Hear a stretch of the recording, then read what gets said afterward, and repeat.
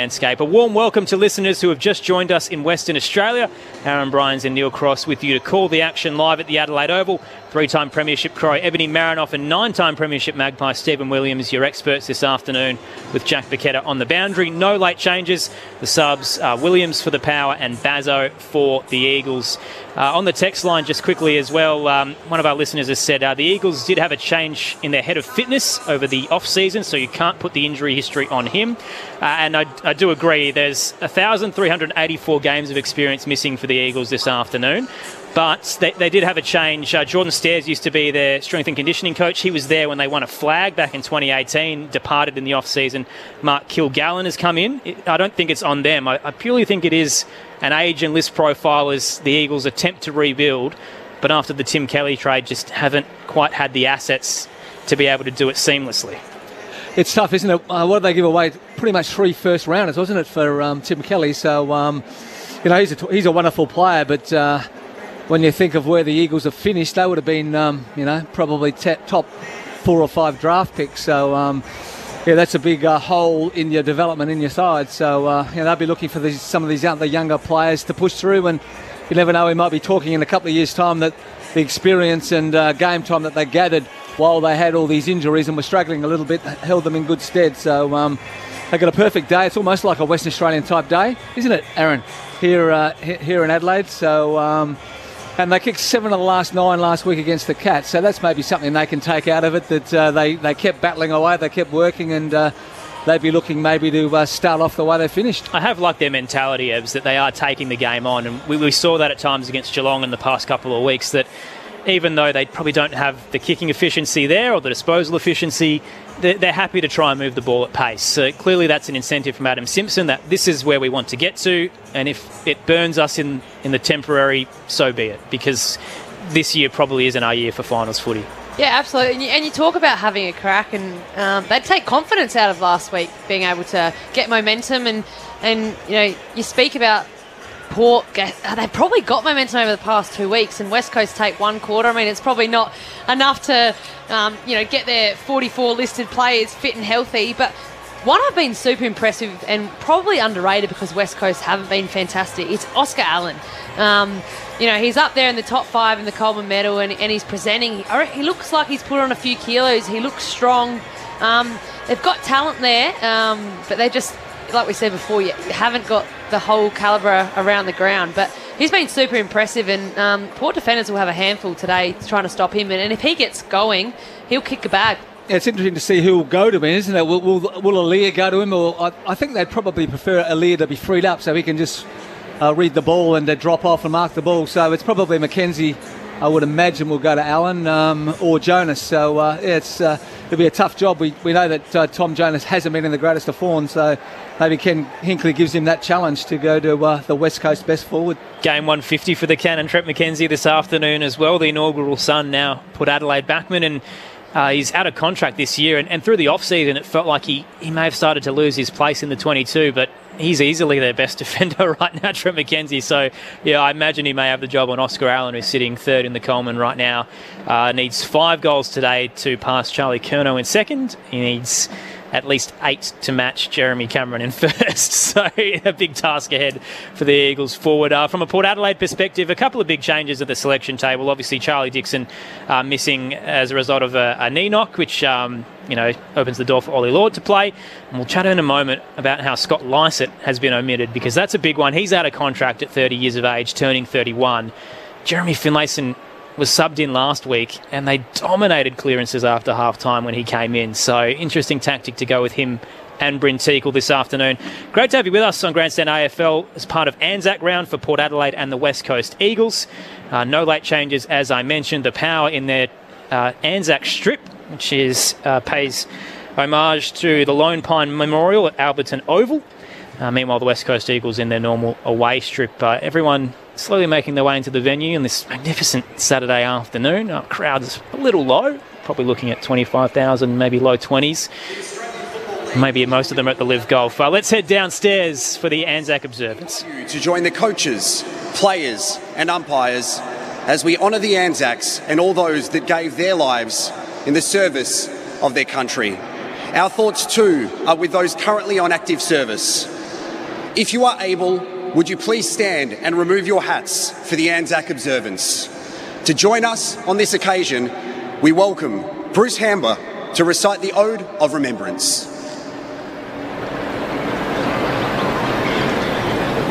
They shall grow not old, as we that are left grow old. Age shall not weary them, nor the years condemn. At the going down of the sun, and in the morning, we will remember them.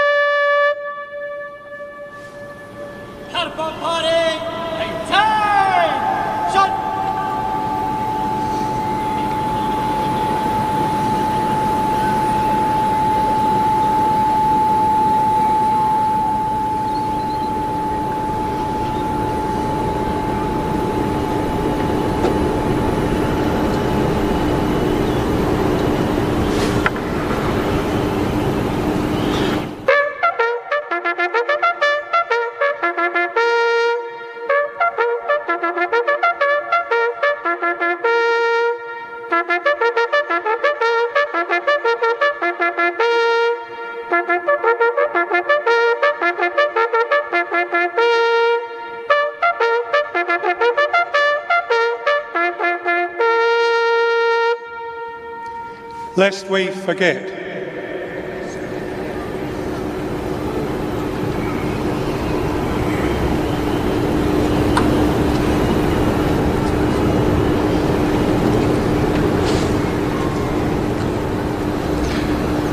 Would you please remain standing for both the New Zealand and Australian national anthems to be performed by able seaman Kelly Doddridge. Catapult party!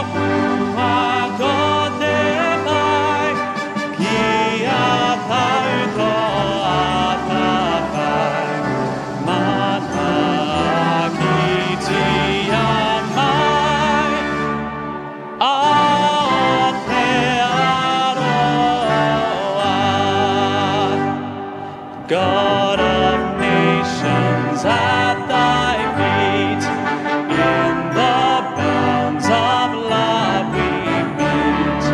Hear our voices we entreat, God defend our free land.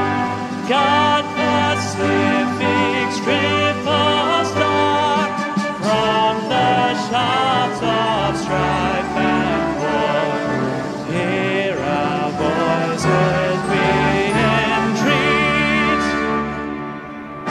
Defend our Zealand.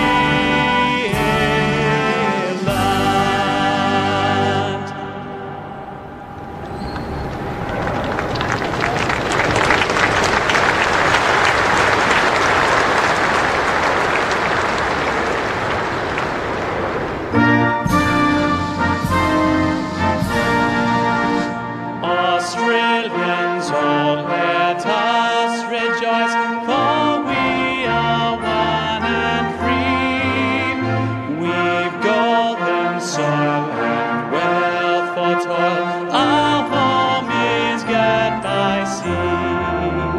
Our land abounds in nature's gifts of beauty, rich and rare.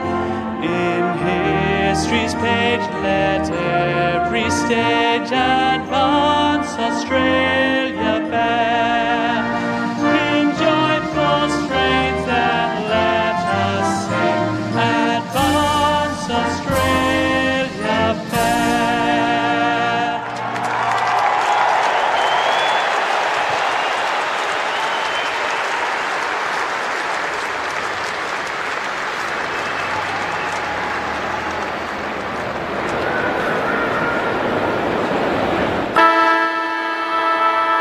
Thank you, everybody.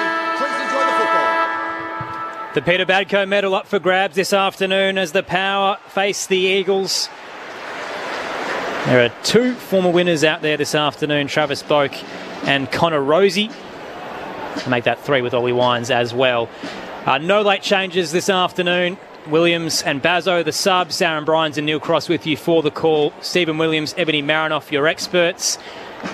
On paper, it feels like it could be Port Adelaide's game to lose, but the Eagles are young, they're hungry, they're desperate for a win. They haven't had many in the past couple of years, really. The Eagles are chasing their fourth win in 28 games and come in fresh off a 47-point loss to the West Coast Eagles. Steve, I mentioned before the observance, Scott Lycett omitted, and now we get to see Bryn Teakle as the main ruck, Jeremy Finlayson as the backup. Do you like the decision?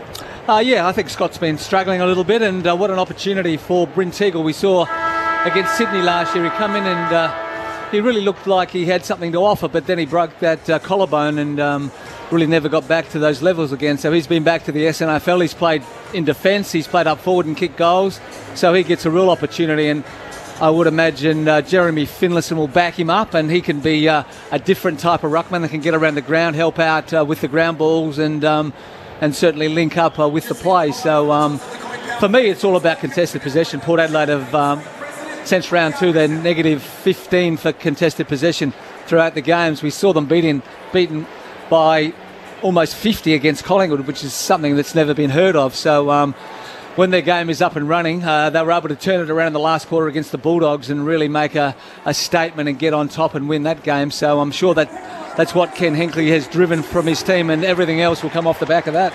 Ebbs, who wins and why? Oh, you get back to the contested football, and I think that's what Port Adelaide are proudly known for. So I reckon if they get that game going, exciting debutant with Lord in today.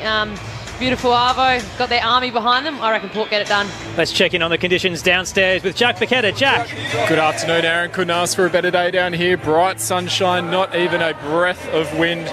It's a perfect day for footy. The guys will definitely need their sunscreen, though. It's quite hot down here. Tommy Jonas has just won the toss for Port Adelaide. The Power will be kicking to the Riverbank stand. That's the right-hand side of your radio dial. For Port, starting on the bench is Ryan Burton, Zach Butters, Junior Rioli, Ollie Wines with Dylan Williams, the sub. And for West Coast, Ruben Jimby, Zane True, Luke Foley, Jai Colley and Rhett Bazzo is the sub. Not a huge crowd in here just yet. Realistically, I think the club would probably be aiming for about 25,000, but they're making a bit of noise and never tear us apart at the moment. Butters and Wines on the bench means Drew, Rosie and now Horn Francis will be in the middle for the Port Adelaide Football Club as they host the West Coast Eagles to kickstart your Saturday triple header on Grandstand AFL. Great to have your company on ABC Radio, Sport Digital and the Listen app around the country. To kick us off, here's Neil Cross. Another big day on the AFL calendar, especially for Port Adelaide. It's their 600th AFL game undertaking this afternoon. Their record across the time, 317 wins, 5 draws, 277 losses. Ball down in the middle. And Bailey Williams goes up against Bryn Teakle. And Bailey Williams forces it forward for West Coast. Ball scrambled on the ground. Houston makes a tackle for Port Adelaide. And it'll be surrendered by Petricelli for West Coast. And we'll get a ball up again. So tossed up, Williams this time wins it down, slapped it in the path of Pepper. There's a holding free kick that will come back to the Eagles. Tim Kelly wants it. He'll receive it in the end. The free kick given to Williams. Off the handball receive, he heads into the right forward pocket. Off the pack, it bounces in front of Dersma. Hands it back to McKenzie, who clears it errantly, just a hit in hope, and it'll bounce over the boundary line and be deemed deliberate. Free kick to the Eagles at right half forward. Duggan takes it off the left foot, goes into the pocket with a big mark. Oscar Allen coming late over the top. And he's going to have a look at the goals. 45-degree angle to the right in that scoreboard pocket and only 25 metres out. Yeah, really nice kick by Duggan. He got it in there hard and low, and it didn't give time for the Port defence to set underneath the ball. And Oscar Allen just way out in front of the Port Adelaide defenders. Nice hands, and what a start this will be for the Eagles. Missed all of last season with a foot injury. Oscar Allen comes in, starts the scoring with a minor one. He slipped it to the right, and West Coast leads by that point. 90 seconds in at the Adelaide Oval, but the visitors will be happy. They got the first entry off the exit. McKenzie, a little 1-2, uses Farrell, then heads up the eastern side to centre wing. Packer waits. A Lord front position, won it down. Pepper was front and square, kicked around the body looking for Marshall. He's bounced off it, head over the footy. Barris trying to wrench it out for the Eagles, eventually pops out towards left half forward for the Power. It's gathered though by West Coast. Witherden gave it off, trying to get around it. Shuey, now wrapped up in the tackle. Jones has escorted over the boundary line. Hot footy early. We toss back in close to the Riverbank stand end. So just outside Port Adelaide's attacking 50. In comes the ball. Williams and Tinkle with the tap down towards Pepper. Released a hand pass back. Rosie shook off one tackle. His kick was partly smothered by Williams. It came to ground. Horn Francis picked it up, tackled straight away. Crowd wanted a free kick, perhaps too high. Chain of hand passes ends with Petrocelli for West Coast. Down the outer wing, down the eastern side of the ground to Aaliyah, who takes an intercept mark. Got rid of Darling easily. Pops it short. Now on the outer side. Farrell awaits behind centre wing and finally goes long. Up towards half forward. Freising at the front of the pack. Teakle. Spoilt away from him by Williams. It spilt to his toes of Pepper.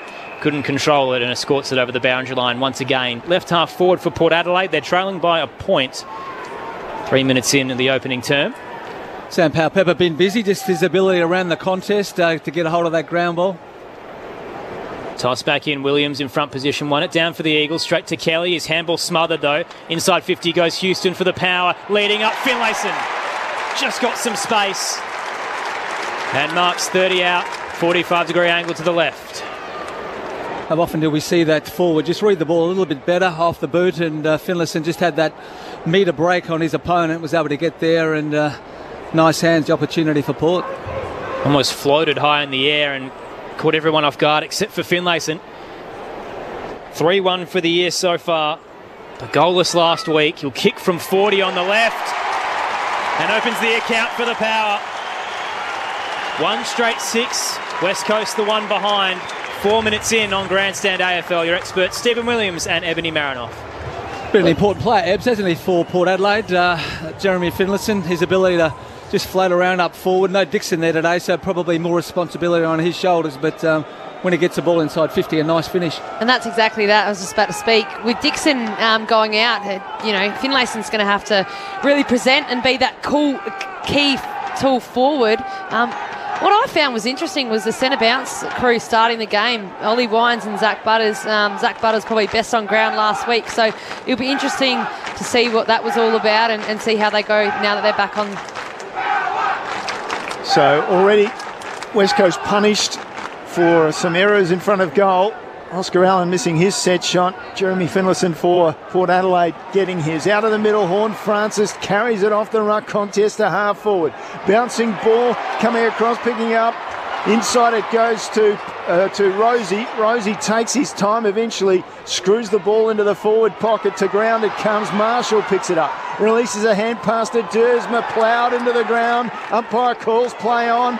There was an opportunity there for Teakle. Picked it up, snapped right across the goal and out on the full. for Port Adelaide. It was Lord, in fact, his first touch in his first game, and he put it out on the full. He's looking dangerous early, though. He is. I'm not sure how you could actually miss that by that far, but he missed everything. Credit to the pressure from the Eagles. Shuey goes long to left half back. Jonas crunches Horne-Francis, but did enough to spoil it to Rosie, who loads up from 50. Connor Rosie! Superb finish. And just like that, Port immediately counter a kick in and have their second of the afternoon. 2 straight 12, the Eagles, 1 behind, approaching the 6-minute mark of the opening term on Grandstand AFL. Well, Connor Rosie started the game on fire, a real big purple patch. He's had 3 inside 50s and pegged one just probably in range from 50. But you speak about, the likes of Horne-Francis, who's probably had all the talk about. Connor Rosie's coming off a career best season last year, and he's a really impressive player. But what sets him apart is his, leg drive and speed, and he's got twinkle toes. Jack Bicketta on the boundary. Junior Rioli's come onto the ground for his first run against his former club, and Luke Foley is going to be marked up against him. So here we go. West Coast, after an early lead and a very narrow one, finds themselves 11 points down, or rather giving away 2 goals to Port Adelaide as the ball in the middle.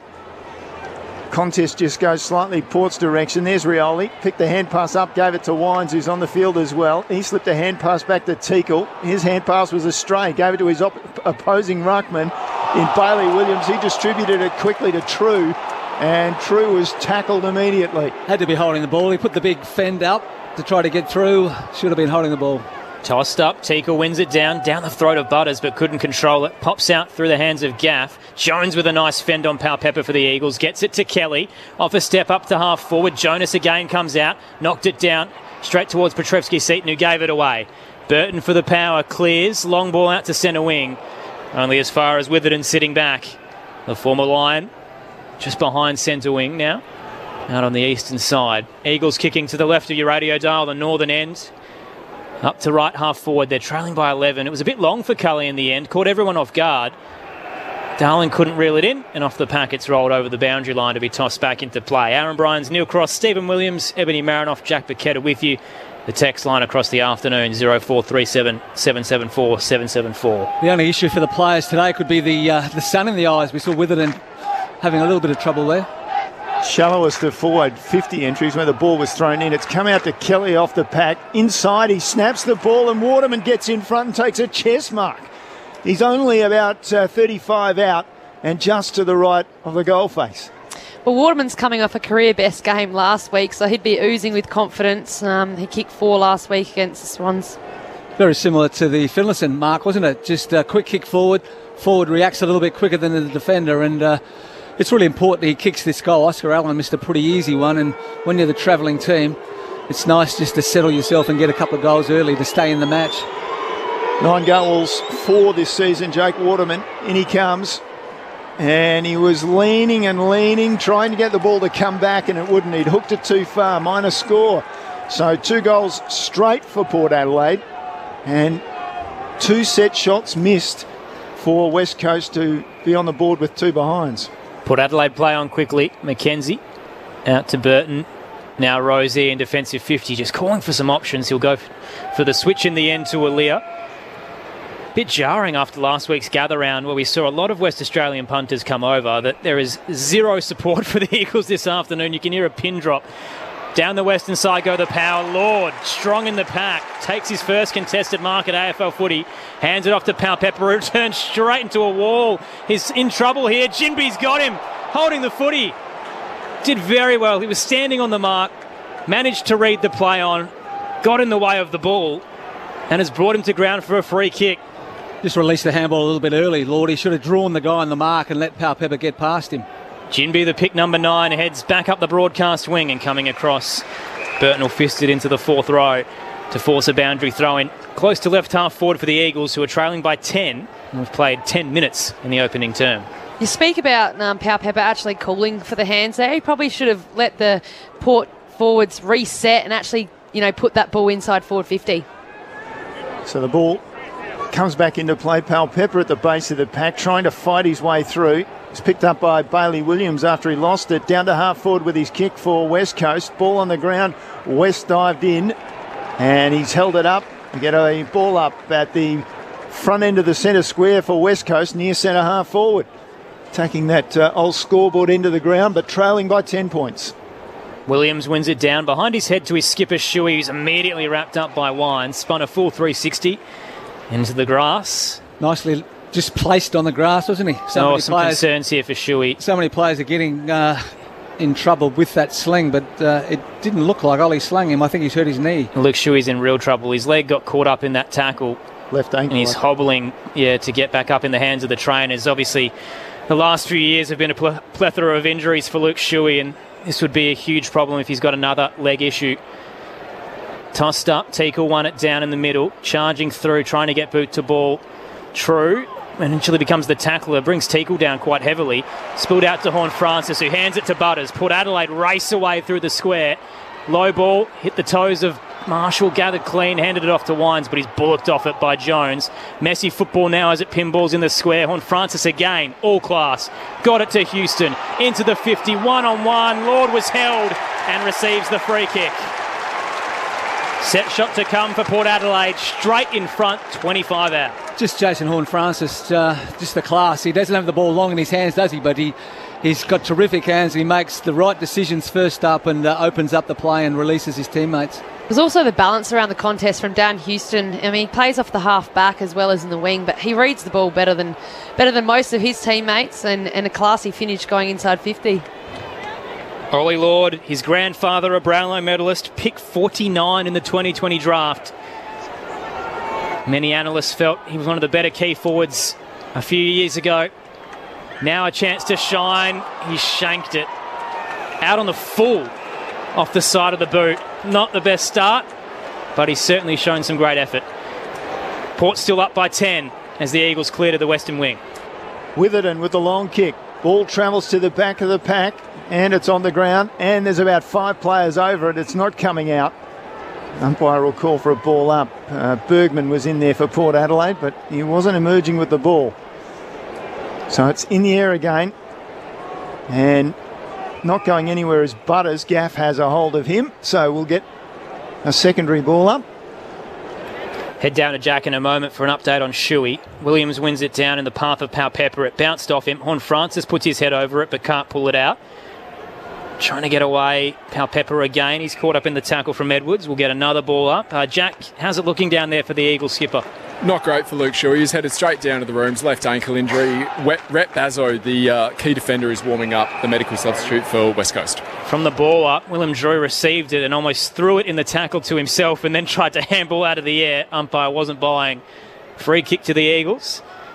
And Petrocelli has it at left half back. He'll look to switch through the defensive arc.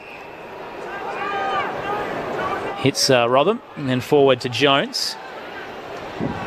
And now look to exit with a little 1-2. Barris up towards the benches. Packer waits, leading out front position was Mackenzie. Could have claimed it, but just lost it at the last moment. Meant Gaff could capitalise. Hands it to Darling. Then Petrocelli spears it into the 50. Not sure where he was trying to go.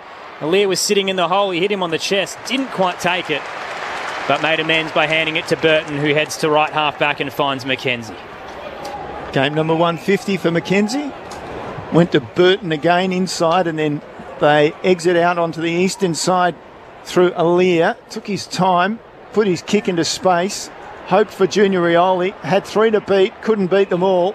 And it's play on advantage. Jinby inside 50 with his kick. Good spot up. And diving in and taking the mark was Cully for West Coast. He's about 45 out. It was a real poor kick from Alier. He kicked it out to Junior Rioli. It was pretty much a 3-on-1. There wasn't enough Port Adelaide players getting out to support, and the West Coast are able to win the ball back. And now we see another opportunity. This one probably a little tougher than the first two, from just outside of 50. So Cully will get an impression of his leg. He kicks it from just outside 50, hooks it, and another minor score for West Coast. They're troubled in front of goals. 3 behinds to start this match. Port Adelaide 2 goals straight, 12. Gone through 15 minutes of the opening quarter, and already Port have got the ball back into play to Ollie Wines. Well, they can't afford to be wasteful, the Eagles. Tough task this afternoon. Wines heads to Houston, left half back, booming kick up the eastern wing. Front position, one down by Lord, smacked in the path of Edwards, is brought down in a gang tackle. Rosie and Rioli wrap him up. Get a ball up attacking edge of the square. Lord's been really good, actually. He has, just in the contest, he hasn't been, as a young player, been pushed out. He's been able to stand and make a contest. Port by 9. Waterman in the ruck threw a boot out, socket it straight towards Horn Francis. He was caught in the tackle holding the footy. The Eagles take the advantage. Clark inside to Ginby. Shrugs the tackle from Butters and keeps running. Boy, he's a talent. Hands it wide. Now a little dinky kick forward. Hunt found Petrocelli. Centre half forward at the moment. 50's flooded. He'll go long to the top of the goal square for the Eagles. Front position was Cully. It bounced off Darling to Cully. Snaps at the top of the goal square and has West Coast's first of the afternoon. They trail by 3 points at the 16-minute mark. 1-3-9. Port Adelaide 2 straight 12. On Grandstand AFL, your experts Stephen Williams and Ebony Marinoff. And a much better build-up there from West Coast. They've probably been blazing it away, but you can see what the overlap handball does through the corridor. Jimby executes, and then Petrelli actually just hits us to the hot spot, and they're able to create a contest and a quick snap. Just the inability of Butters to stick the tackle, and that's been an issue, I think, for Port Adelaide. Just their tackling hasn't been great. Jimby took him on and was able to get through, and once he got through, the West Coast were in. So 3 set shots from between 25 and 45 metres out. West Coast couldn't score, but off the pack with a snap, Cully has their first major score of the afternoon, and it's a 3-point game, still in favour of Port Adelaide. Finlayson's gone into the ruck, posed to Waterman as the backup ruckman go at it. Finlayson had the better of it, and Horn Francis in a tackle, got a hand pass out, it's just loose. Socket forward by Rosie towards half forward. Powell Pepper coming in hard, attacks it.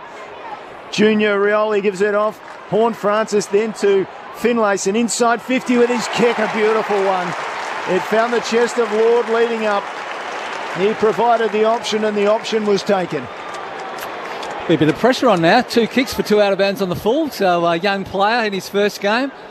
He'll get the experienced guys around him, and let's hope from a Port Adelaide point of view that he can at least score.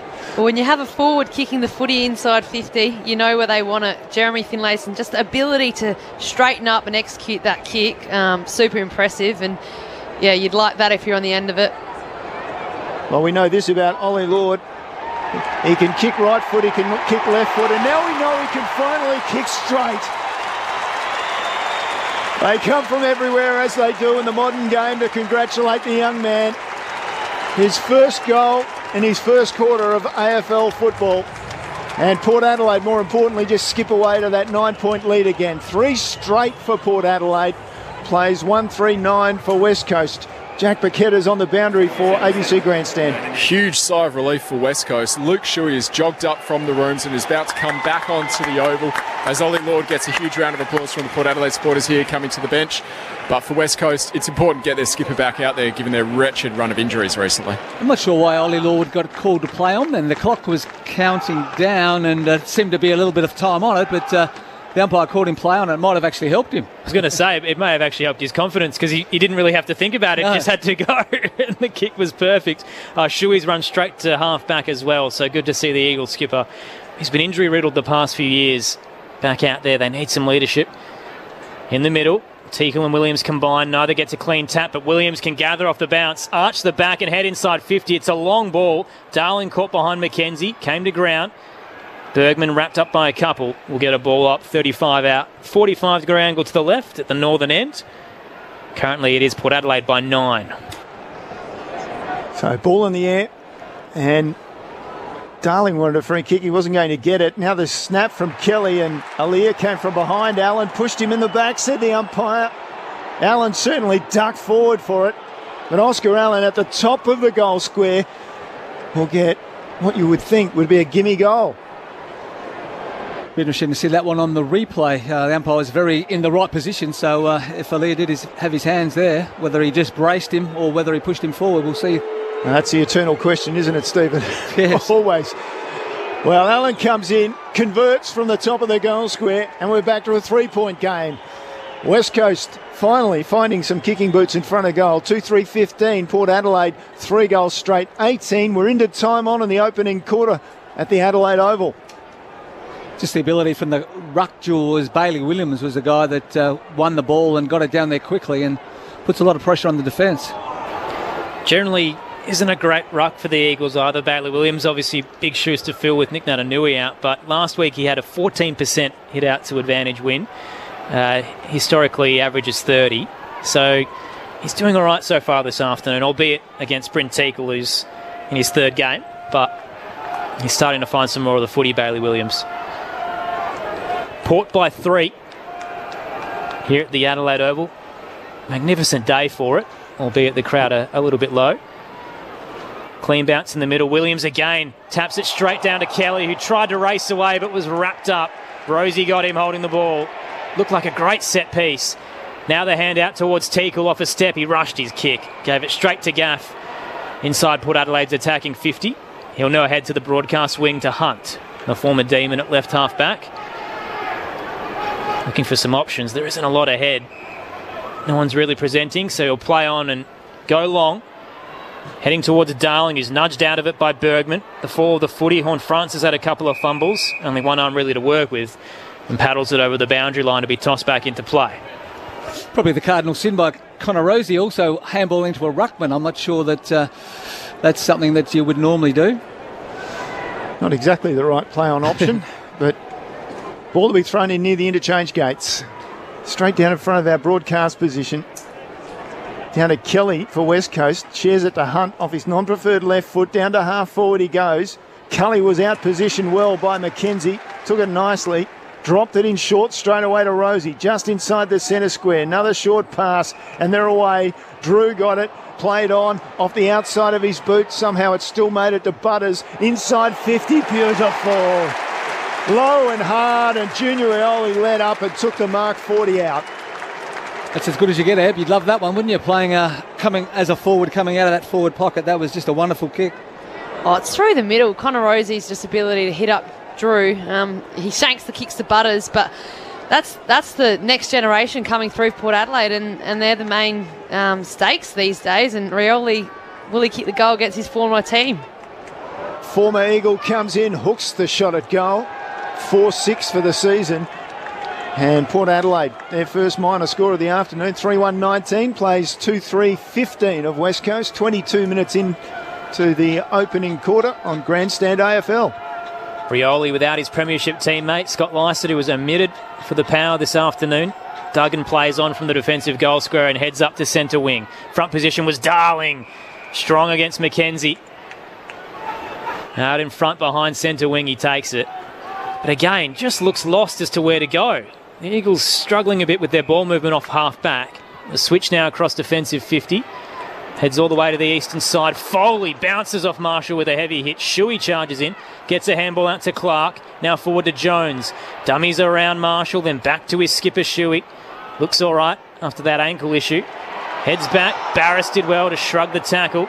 Now kicks up towards right half forward. Getting a sit. Kelly crunched. Coming through Lord, brought it to ground. The swingman in the sandful, now playing down back after a goal earlier. Burns-Jones handed it forward. He's playing in defence as well. Gave it away though. Shuey into the scoreboard pocket. They're hit and hope. Poor Allen had 2 to beat. And Teakle takes the intercept mark for the Power. His kick out to the eastern side was effective in the end. Didn't look all that effective. Sort of floated towards Boak. Haven't called him much in the opening quarter. He takes the mark back inside defensive 50 to Bergman. Switches on. Decides to go right across the goal face to McKenzie. Now where? Options pretty well shut down by West Coast, but he finds a short pass to his skipper and Jonas, who plays on straight away. Long kick down the line. Marshall set up. Couldn't take it. Rotham off the pack. Gave it to Jones. Down the line with the kick for Allen to take the mark just ahead of half forward for West Coast. Long ball into the left forward pocket. His intended target, Darling. Flying early was Bergman. It cleared him. At the back, Cully hands it off. He was trying to get it across to West, but Farrell cut it off for the Power and then pops it short. Just the required 15 to Alir. It looked like they were out at the back. Just a young player, wasn't it? Probably just should have... he could have gone for home, really. Put the head down and sprinted into the goal square and kicked the goal. Alir to centre wing on the broadcast side. Marshall front position, won it down. Spilled out to Williams. Now for the Eagles, he hands it to Petrevsky-Seaton. awful kick, almost a worm burner to Cully. Couldn't control it. West is brought down in the tackle. Spilled out. Kelly now gets it to Travis Seaton. He's mowed down. Drew got the turnover. Butters now out to Rosie. Port Adelaide on the counter. Rosie, last year's Peter Badco medalist, tumbles it up to half forward. Lord charges out to meet it. Bowls over Shuey. Gives it to Butters. Forward to Boak, who slipped over. He was running into an open goal. Waterman lays on top of him, but caught him high somehow. Boak was fallen on the ground. All Jack Waterman had to do was just roll on top of him. Instead, he stuck an arm out and clipped him. Free kick, Port Adelaide. Just lost his balance, didn't he, Travis Boak? And as Waterman went back to tackle, he just a bit unlucky to put the arm across the shoulder. I love the way he bowed the head and said, "No, you can't do me for that." So Travis Boak, the 34-year-old veteran, straight in front. Man on the mark will be 20 out. As Crossy said, hasn't been lively so far. This will be just his second touch. It's actually a career low, 14 disposals per game this year for him. Can he impact up forward? Long approach from the paint of 50. Leans back on the kick and hits the right-hand goalpost. Minor score for the Power again. 3-2-20. West Coast 2-3-15. Still a couple of minutes left in the opening term on Grandstand AFL. We've seen both sides now have some pretty simple shots on a perfect day with no breeze and just not being able to execute. Duggan to bring the ball in. Plays on straight away to Witherden. Inside defensive 50. Plays on immediately. Down to this broadcast wing. Goes over the back and Jinby was there but couldn't keep the ball from going over the line near the interchange gates. In fact, right inside one of the West Coast interchange gate. And we'll get that ball to be thrown in. Trent McKenzie up to 8 touches, Crossy, in game 150. Looking for his first Brownlow medal votes. He's never had one. Off the ruck contest, the Eagles with a nice little handball chain. It ends with Jinby. His kick into the 50 was poor, but Jonas lost it. Clean bowled him. At the back, Waterman gathered. Handballed centrally, but straight to Drew. Couple of opportunities for the Eagles. They can't capitalise. And again, Port Adelaide, ferocious on the counter, racing away. Horn Francis hits up Burn Jones. Inside. He finds Dersma. Now to switch to the right half forward region. Butters can gather. Dink it over the top. Just sat up too long for Teakle and coming across. The intercept mark taken by Barris. He stepped off his line though. Had to rush the kick away. Up to centre wing on the western side. Cully impeded in the marking contest. Farrell the offender. Free kick to the Eagles behind centre wing. Bit of mixed communication from the umpires down there. I think Teakle thought it was pay to mark and just got caught off guard with the West Coast coming out of the defensive 50. Cully behind the wing now for West Coast. Down the line he goes. And Bergman coming late over the top to knock it over the boundary line. Left half forward for West Coast, attacking that northern end of the ground in this opening quarter. Not long to go. And it's Port Adelaide by 5 points. 28.5 down as the ball comes back in. Bailey Williams got to it first, I think. Teakle took it away though, and then tried to hand pass to Drew. Didn't do him a lot of favours. He's kept it in front of him though. Towed it forward towards Marshall. Marshall lost the ball.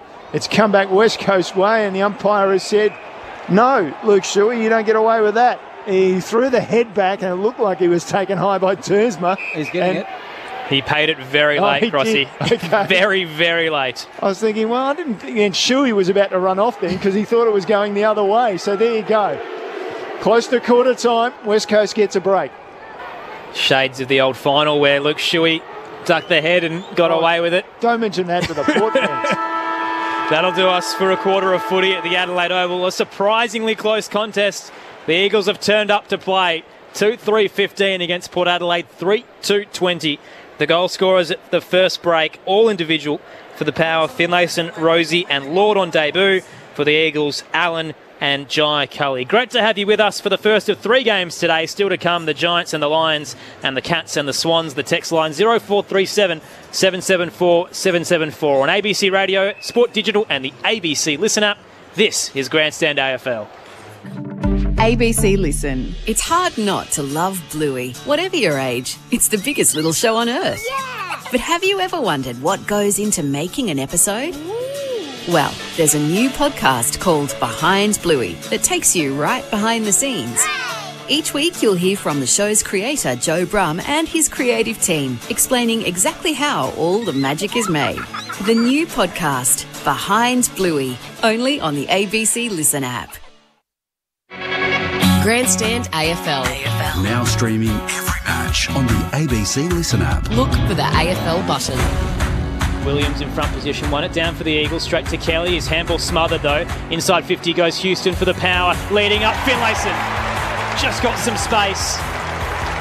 And marks 30 out. Finlayson, goalless last week. He'll kick from 40 on the left. And opens the account for the power. Shuey goes long to left half back. Jonas crunches Horn Francis, but did enough to spoil it to Rosie, who loads up from 50. Rosie! Superb finish. Hunt found Petrocelli. Centre half forward at the moment. 50's flooded. He'll go long to the top of the goal square for the Eagles. Front position was Cully. It bounced off Darling to Cully. Snaps at the top of the goal square and has West Coast's first of the afternoon. The 2023 AFL season. On radio, ABC Sport Digital. and now streaming on the ABC Listen app. Plenty of opportunities for both clubs at the Adelaide Oval, but both have been largely inaccurate. Port Adelaide 3-2-20, West Coast 2-3-15 at quarter time on Grandstand AFL. Great to have you with us on ABC Radio, Sport Digital and the Listen app. Aaron Bryans and Neil Cross with you for the call. The Power 3-2, and we're hoping for a percentage boost this afternoon, but West Coast certainly up for the fight. They're 1-4, fresh off a 47-point loss, but well and truly in this contest. Your experts, Stephen Williams and Ebony Marinoff, to break down the opening term. Very competitive game of footy, Eb. That one, West Coast probably had opportunities early to kick away. Missed a couple of easy ones. Port then started to control the match a bit. Connor Rosie getting plenty of the footy, and his ability to win the ball and break the lines with his legs is just so important to Port Adelaide. We saw Lord up forward to get a couple of nice touches, miss a couple of easy ones. So he's had 3 shots at goal in his first game. Kicked one and kicked the other 2 out of bounds on the full. But probably the big thing that I mentioned at the start of the game, contested possession. Port are down by 7 already in the first quarter, so that's something that they probably have to work at. But all the other statistics pretty even. So, West Coast have been able to match Port pretty much in everything. Well, you heard Port, Chris Davies say earlier on in the match, it's going to be it's an arm wrestle, and it certainly has. We speak about West Coast and being injury riddled, but they've come here to play, and they wanted the 4 points just as much as Port, and they've got nothing really to lose. But both teams are trying to play real fast footy, and you speak about Port not winning the contested battle. They're trying to actually win it on the outside, and sometimes West Coast have been able to, I guess, break that down. I think their pressure gauge was a lot higher than Port that quarter, so I think Port would be looking to potentially pick up those contested possessions and calm the footy because they're getting enough of it. It's just haven't been able to put score on the board. And then West Coast, Crossy, you speak, they miss 3 set shots and then get 2 just out in front. So it's anyone's game heading into the second quarter. On the text line, Fran from Melbourne agrees. Says, hi team, enjoying the call. Considering where West Coast are at this season, if Port don't fly away with this, it's really disappointing for this Ken Hinkley side. And also Lee's wondering what happened to Lockie Jones. He was injured in the off-season, had hamstring surgery around December, but was all looking like he was building nicely to round 1. We just haven't really seen him since, unfortunately. So hopefully he can make his way back into the 22. But I guess it's hard when you've missed a bit of time leading into the campaign. Yeah, went back into the SNFL, and because there was no game last week, just really didn't get the opportunity to do anything. So he needs to get back and needs to work on his ground balls, in my opinion. He just fumbles a bit too much at ground level. So that's an area that I'm sure they're working at with him. But Ken Hinkley puts him on Nick Dacos a few weeks back, Yes. and now he finds himself in the sample for a couple of weeks. You're not quite sure what Kenny wants from him yet, but he's a powerful player, and I'm sure he'll be working away in the sample. But, he's a super impressive kid who's got oodles of, I guess, talent to really perform at AFL level. But with an injury-riddled pre-season, I think we speak about Ollie Wines is probably averaging his career lowest, and he's only had a few today, and he had an injury-riddled pre-season. And as a player, when you're not on the park in pre-season, that's when all the hard and the tough stuff happen, and it's really hard to, I guess, get continuity amongst your training, and then when you're back in to play, it's all a lot harder, isn't it? Zach Butters was the same. The AC joint really hindered him in the first 3 rounds and is starting to find his feet now in the 22. So we haven't seen Port Adelaide's best footy yet, I imagine, but We're certainly seeing West Coast there. They're at this afternoon. They're rocking and rolling. That forward line looks really good.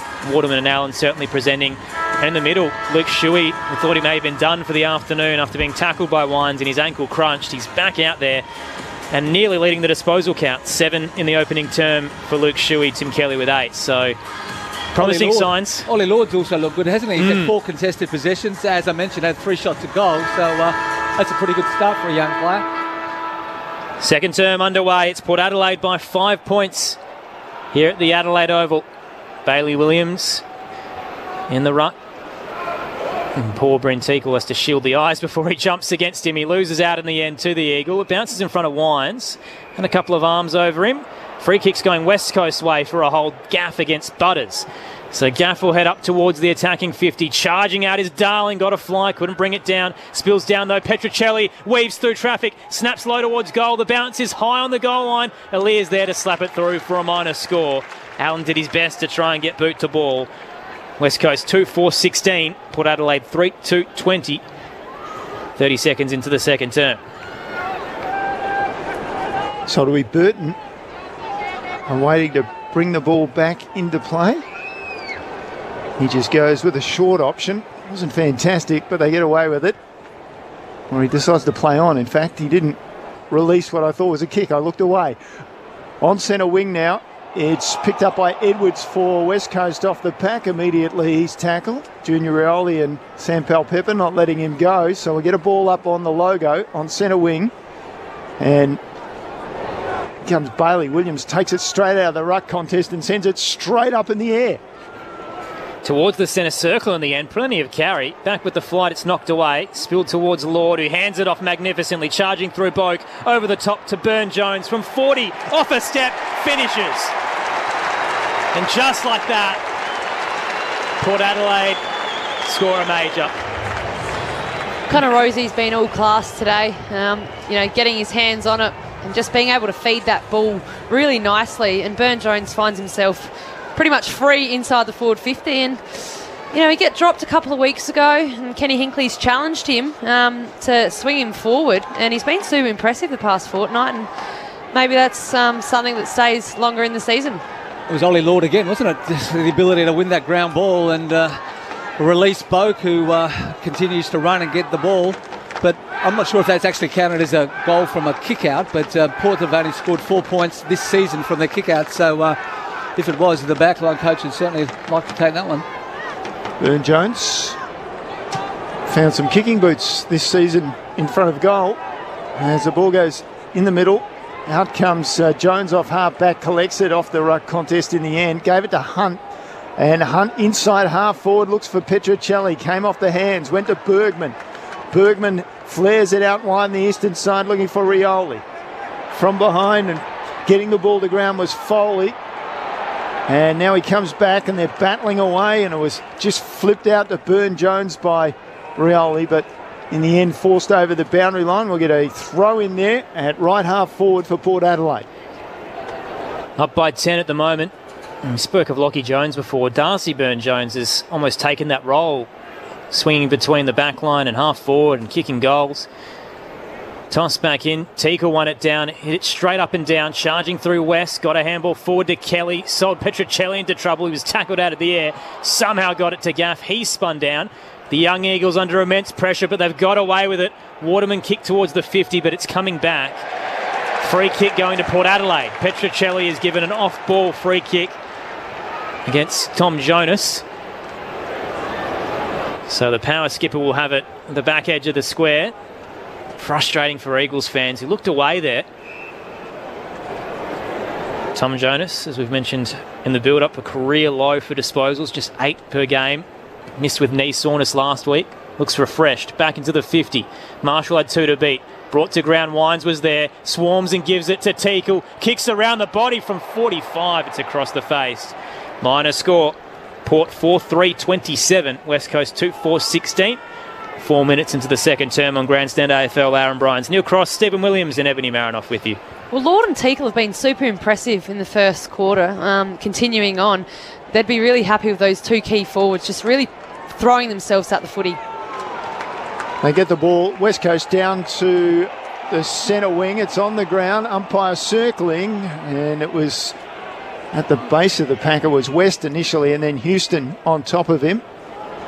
Umpire calls for the ball up. So Bailey Williams goes at it. Teakle had it. Williams picks it up on the ground, slips a hand pass to Jinby, and he gave the hand pass away to Gaff. Playing inside these days, Gaff, due to lack of numbers, I think, for West Coast, gets it down to half forward. Now Jinby makes a tackle. Thought his initial tackle was a bit high. The umpire said no. And so as a result, it'll be Houston surrendering the ball. We'll get another ball up right half forward for West Coast. Great feel for the game there. Houston essentially dove in head first, so the whistle stayed away. Wines gets the handball out of the ruck contest. Straight towards Clark, though. He's wrapped up immediately. Another ball up to come. Left half back for the Power at the moment, leading by 11 points. Tossed up. Williams beats Teakle. Went through the arms of Rosie. Jinby tried to get it to Kelly. Didn't reach him. Wines extracts it. Gives it to Boak. Then Rosie wheels around the youngster Jinby. Down the line he goes and hits the chest of Burn-Jones. Port Adelaide now on the counter. Forward of centre wing. He'll hand it back to Rosie, who kept running. Charges inside. Heads towards the top of the goal square. Marshall's one out. Front position. Couldn't claim it. Nice spoil from Barras. Spills to Jones for the Eagles. Gave it to Clark. Now out wide to Duggan under pressure. Shuey's now wrapped up by Burn-Jones and brought to ground. Absolutely swarmed. Inside the defensive 50, West Coast will get a ball up close to the boundary line. I think Todd Marshall might have had a head clash there with one of the West Coast players. He doesn't look in great nick. Down behind play at the moment, Todd Marshall. And the trainer does look a little concerned as a second comes out. He is clutching the front of his face. It was a head clash. By the looks, it was the back of the head of Duggan. As he's taken him to ground, he's absolutely headbutted him. Marshall's concussed himself. I'll head downstairs to Jack Paquetta, although he's looking a little wobbly. What are you seeing down there, Jack? Yeah, very wobbly. He's only been able to walk to the bench. He can't. Oh, he's just starting to get into a very slow trot now, but it doesn't look good. Looks as though Port Adelaide will be readying Dylan Williams, their sub. All of a sudden, Oliver Lord or Ollie Lord is about to be the talisman for the Port Adelaide Football Club. So the ball comes off the ruck contest, and Boak was running onto it, gave it to Butters, back to Boak, and then forward hand pass found that man, Horn Francis, gets boot to ball across the goal face. No, top of the goal square, it lands in the end. Barras takes it, flares it straight away to the eastern side. Waterman, and then he gave off a hand pass. It was dropped cold, and Rotham's giving it up. No. Yes. There's a bit of confusion out there, but Rotham then tackled Dersma below the knee as he tried to scramble to get the ball back, and as a result, that's the free kick. Dersma inside 50 with his pass. It goes into that scoreboard pocket, off hands to Powell Pepper. His snap forced through for the minor score. So, scrambly play in the end results in a minor score. 4-4-28 Port Adelaide, 2-4-16 for West Coast. Straight away, it's back in and turned over by West Coast, and Port Adelaide come back from half forward. Houston to Teakle, now forward to Boat. Wheels around 360 around Clark and then grubbers it into the 50. Made Burn-Jones work. At the third bite, he finally picks it up, gave it to Drew, sold him into trouble. Gaff was right on his tail. Ball up to come 45 out. It's a concern if Marshall is subbed out of this game, Steve, because Dixon's already missing with injury. It means that Lord and Finlayson will be carrying the load, and Teakle will have to essentially be the main ruck. Lord with a big sit on Williams. Won it down to Drew. Off a step, he heads towards the goal line. Good body work, though, from Barras, who gets away from Powell Pepper and marks it on the line. Gee, that was some fly from Lord. He almost took a hanger in the ruck contest. Port by 12. Barras, after decision-making, elects to come to this side of the ground, the broadcast side, and Drew reads it best and takes it virtually unopposed at the front of the pack. Kelly looks around at Barras and said, "What are you doing?"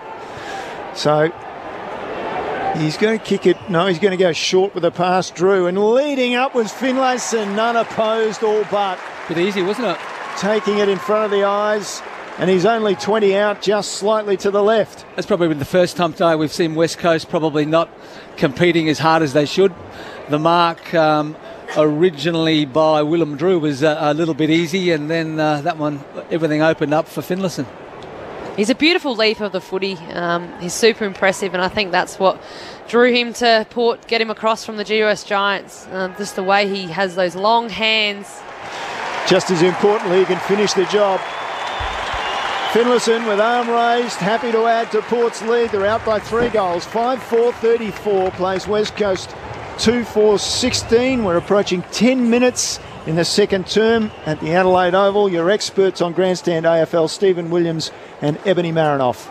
That's exactly what the Port Adelaide staff would be after. It's Dixon's out today, and he's that wonderful leading forward who really presents up the footy, and Finlayson's done that a couple of times today, so they've been super impressed with that work rate. Travis Boak's really picked up his work rate too. He's 6 disposals so far this quarter, so that's something that Port Adelaide will be very happy about after a slow start. Inside 50, 6-2 this term for the Port Adelaide Football Club against West Coast as they start to push away a bit. It was 5 points at quarter time, now 18. In the middle, Williams wins it down for the Eagles. He looked for Jinby, didn't quite reach him. Drew cut it off, handed it to Horn Francis, who sandwiched in the centre square. Ball up to come.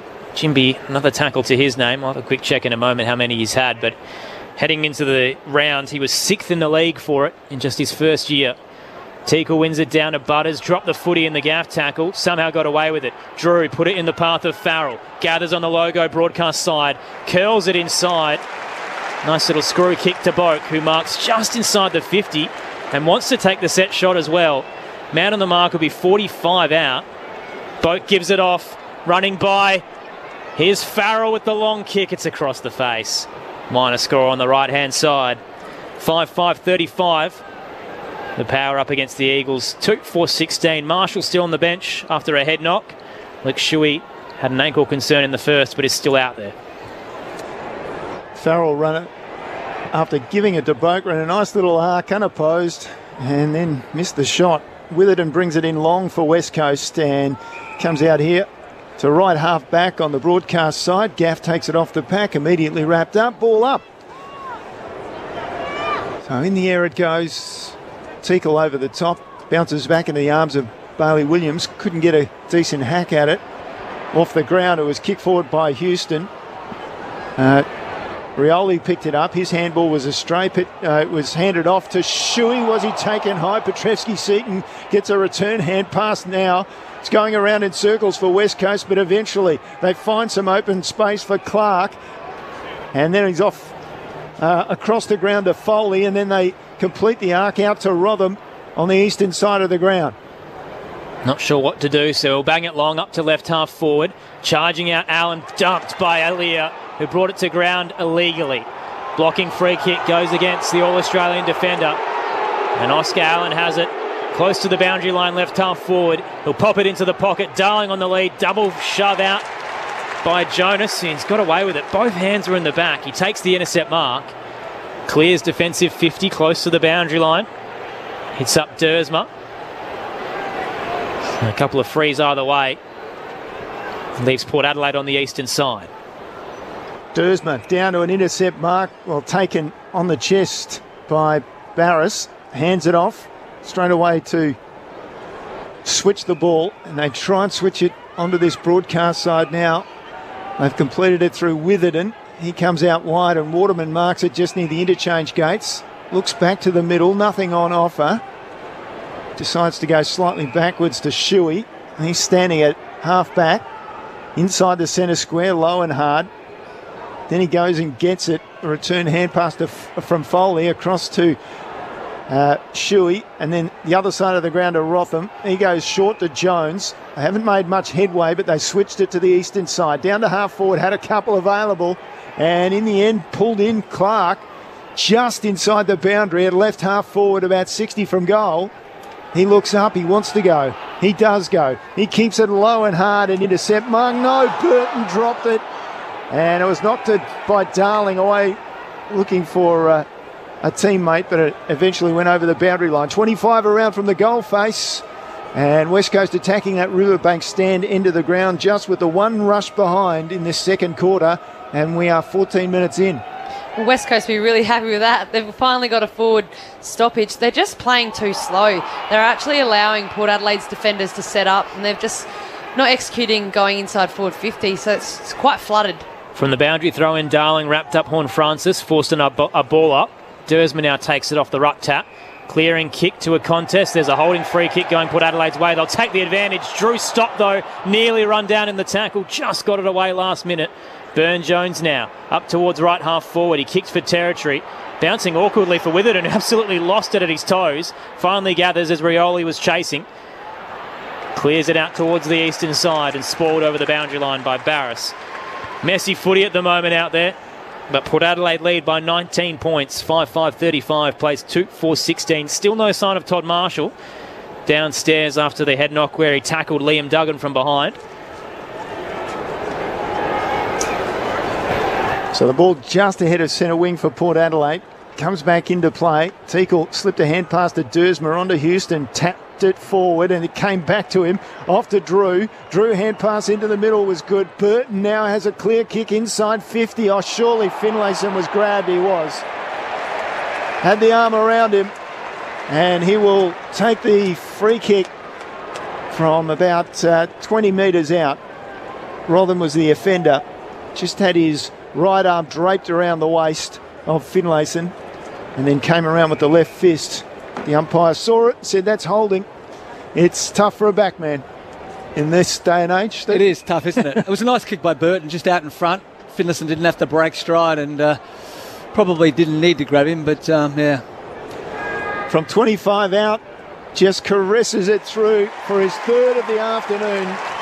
Jeremy Finlayson does the job for Port Adelaide. He's having a bit of a day out. The Power moving on to 6-5-41. West Coast 2-4-16. The gap is now 25 points. And West Coast a little bit stationary in this second quarter. They've just kicked the one behind. Port Adelaide adding 3 goals, 3.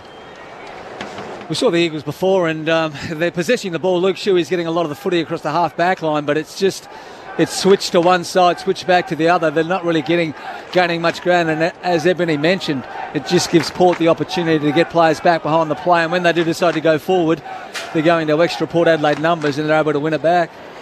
Mentioned earlier, Jinby's had a fair few tackles. He's up to 5 in this opening half. He's a great prospect, isn't he? A real exciting young prospect that he's going to excite Eagles fans for a lot of years to come. Jeremy Finlayson with 3 goals so far.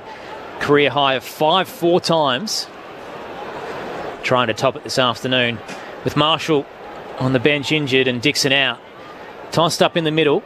Teakle flew high. Beautiful tap to Butters. Hands it wide to Rosie. They charge out of the middle. Port Adelaide into the scoreboard pocket. Wrapped up was Horn Francis. Coming out Lord. Lost it in the flight. Rushed through for a minor score on the right hand side. Port Adelaide 6-6-42. West Coast 2-4-16. 26-point margin as we approach time on in the second term at Adelaide Oval. That was a wonderful centre clearance. Teague was doing really well. He's had 18 hit-outs. And meanwhile, West Coast have virtually gone the length of the ground. Petruccelli with a kick inside 50 has found Oscar Allen 40 out, 45-degree angle. Just able to get over the back of the Port Adelaide zone, and it was just open slather from that point on. As long as the Eagles could execute the kick, they had the free targets and they were able to hit Oscar Allen. Not at the greatest of form in terms of kicking straight this afternoon, Oscar Allen. He had a shot at the other end from about this distance and about this angle. So in he comes for his second of the afternoon.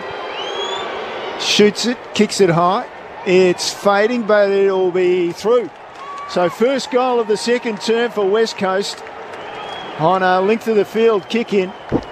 And as a result, they just narrow that margin to 20 points. 6-6-42 Port Adelaide. West Coast 3-4-22 after 18 and a half minutes in this second term. It's amazing if you can get that when you win the ball back for a kick out. If you can hit some targets down in the middle of the ground and move it on quickly, the opposition are way out of having set their zone up, and there's a lot of loose players. I'd love to go back and time it. It was an incredibly fast transition, Steve. Jack Paqueta on the boundary. Todd Marshall has emerged from down in the rooms. Didn't look great. Has taken up a seat in the back row. It looks as though Port's getting ready to sub Dylan Williams into the game. Blow for the Power. Up by 20 at the moment. Looked like they had control, but losing one of their better key forwards with Dixon already out of the 22. Finlayson has 3 and will now have to carry the load. Teakle wins it down in the middle against Williams, but Shuey's there to gather. The Eagles skipper hands it forward. Nice little dinky kick over the top from West. Edwards rather, found Petrocelli, hands it off to Shuey, centre half forward, heads into the arc, West in front position, brought it down, head over the footy against Boak, may have caught one high, did enough to get it, out to Ginby, now Cully, off to Edwards, pushed as he kicked it, it'll sit up at the top of the goal square, and Elia did very well. Got around from the back of Allen and takes the intercept mark for Port Adelaide on the last line. Meanwhile, there's a player down off the footy, looks to be Kane Farrell, who's okay, may have just been winded in that contest. Now Mackenzie, the cannon, can go long to the eastern side. And he does so, very long. Ball over the back, through the hands of Duggan for West Coast. Finally, in comes Bergman, makes a solid tackle and forces a ball up for Port Adelaide just ahead of centre wing on the eastern side of the ground.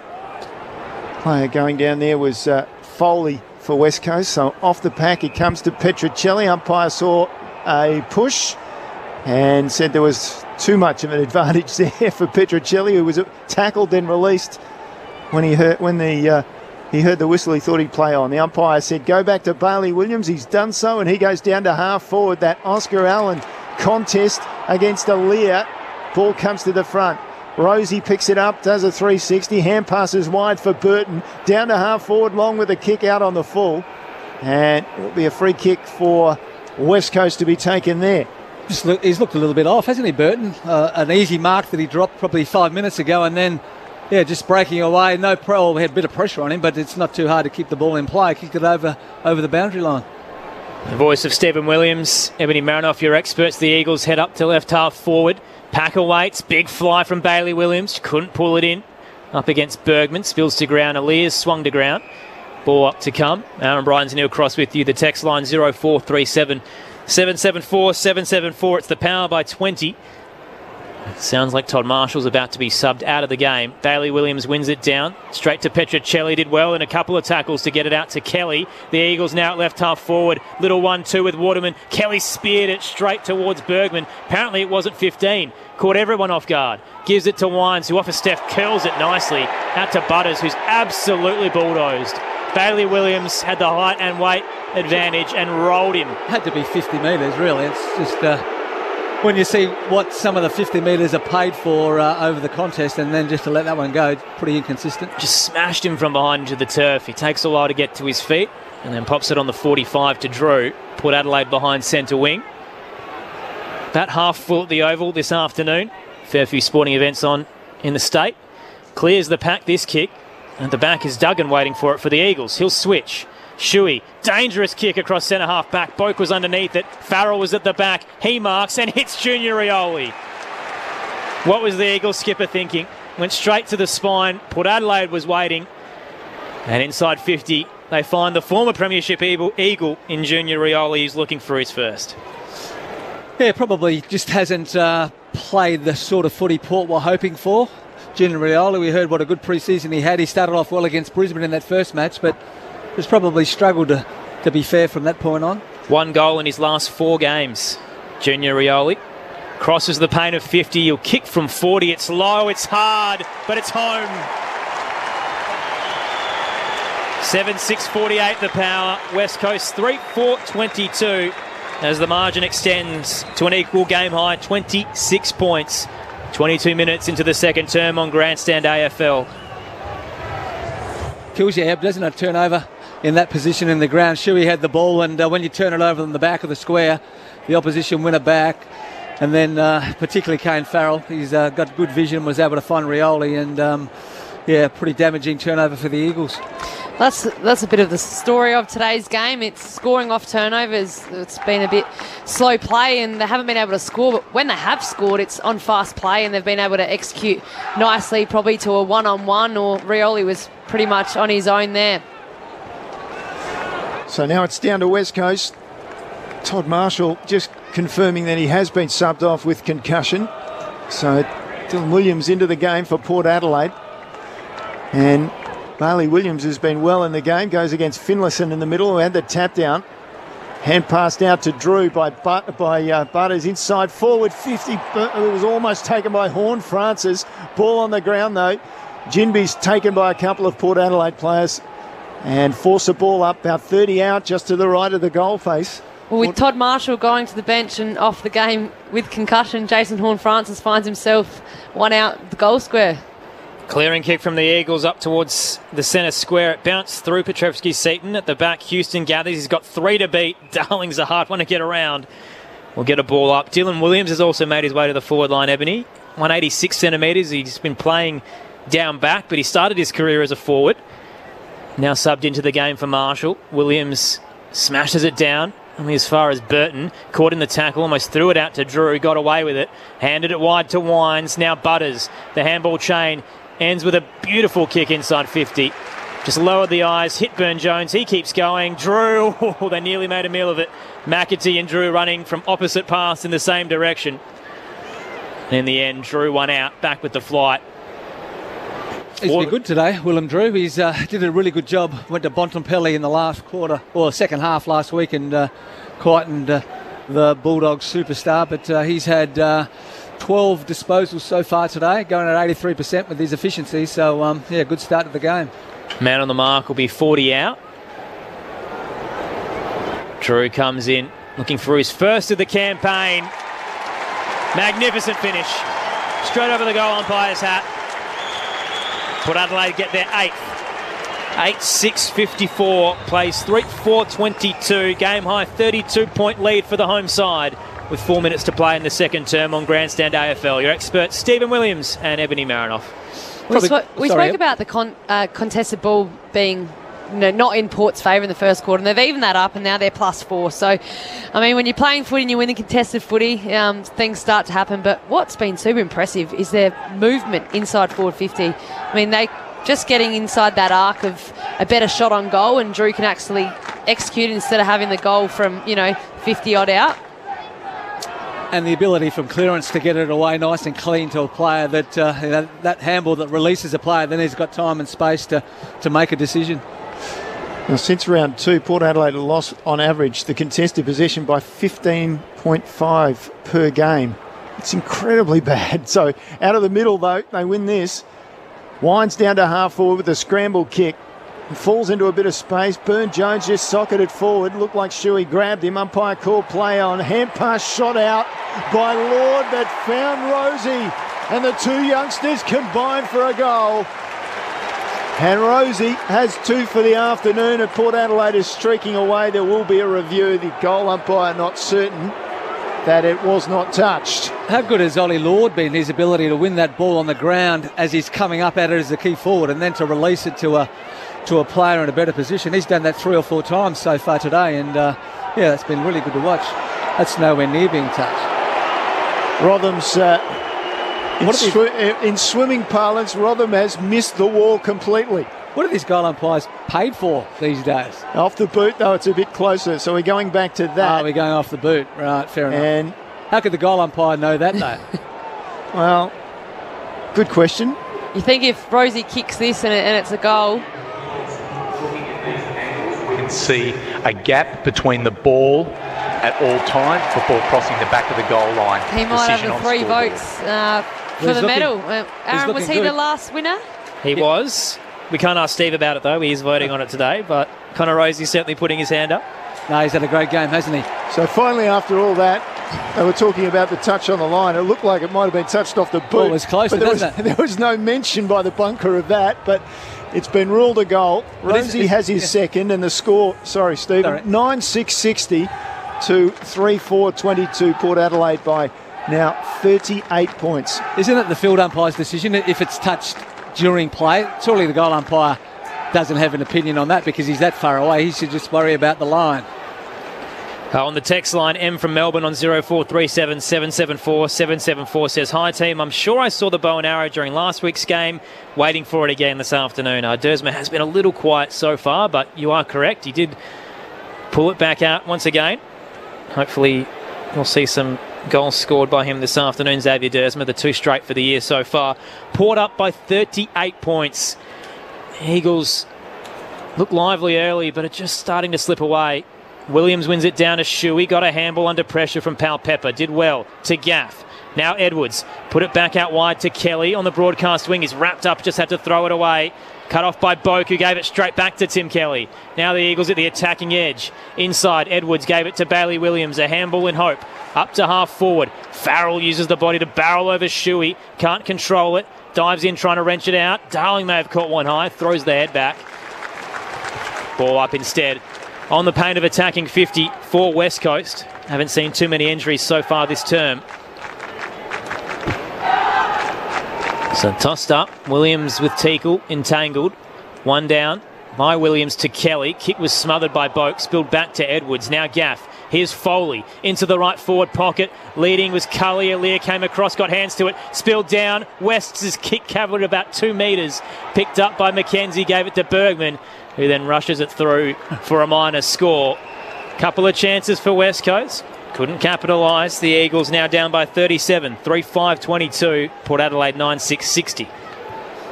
Nicely disguised, wasn't it, by Trent McKenzie, just to go back over the line there. They probably think back to the Sydney game when they were penalised for rushing a behind.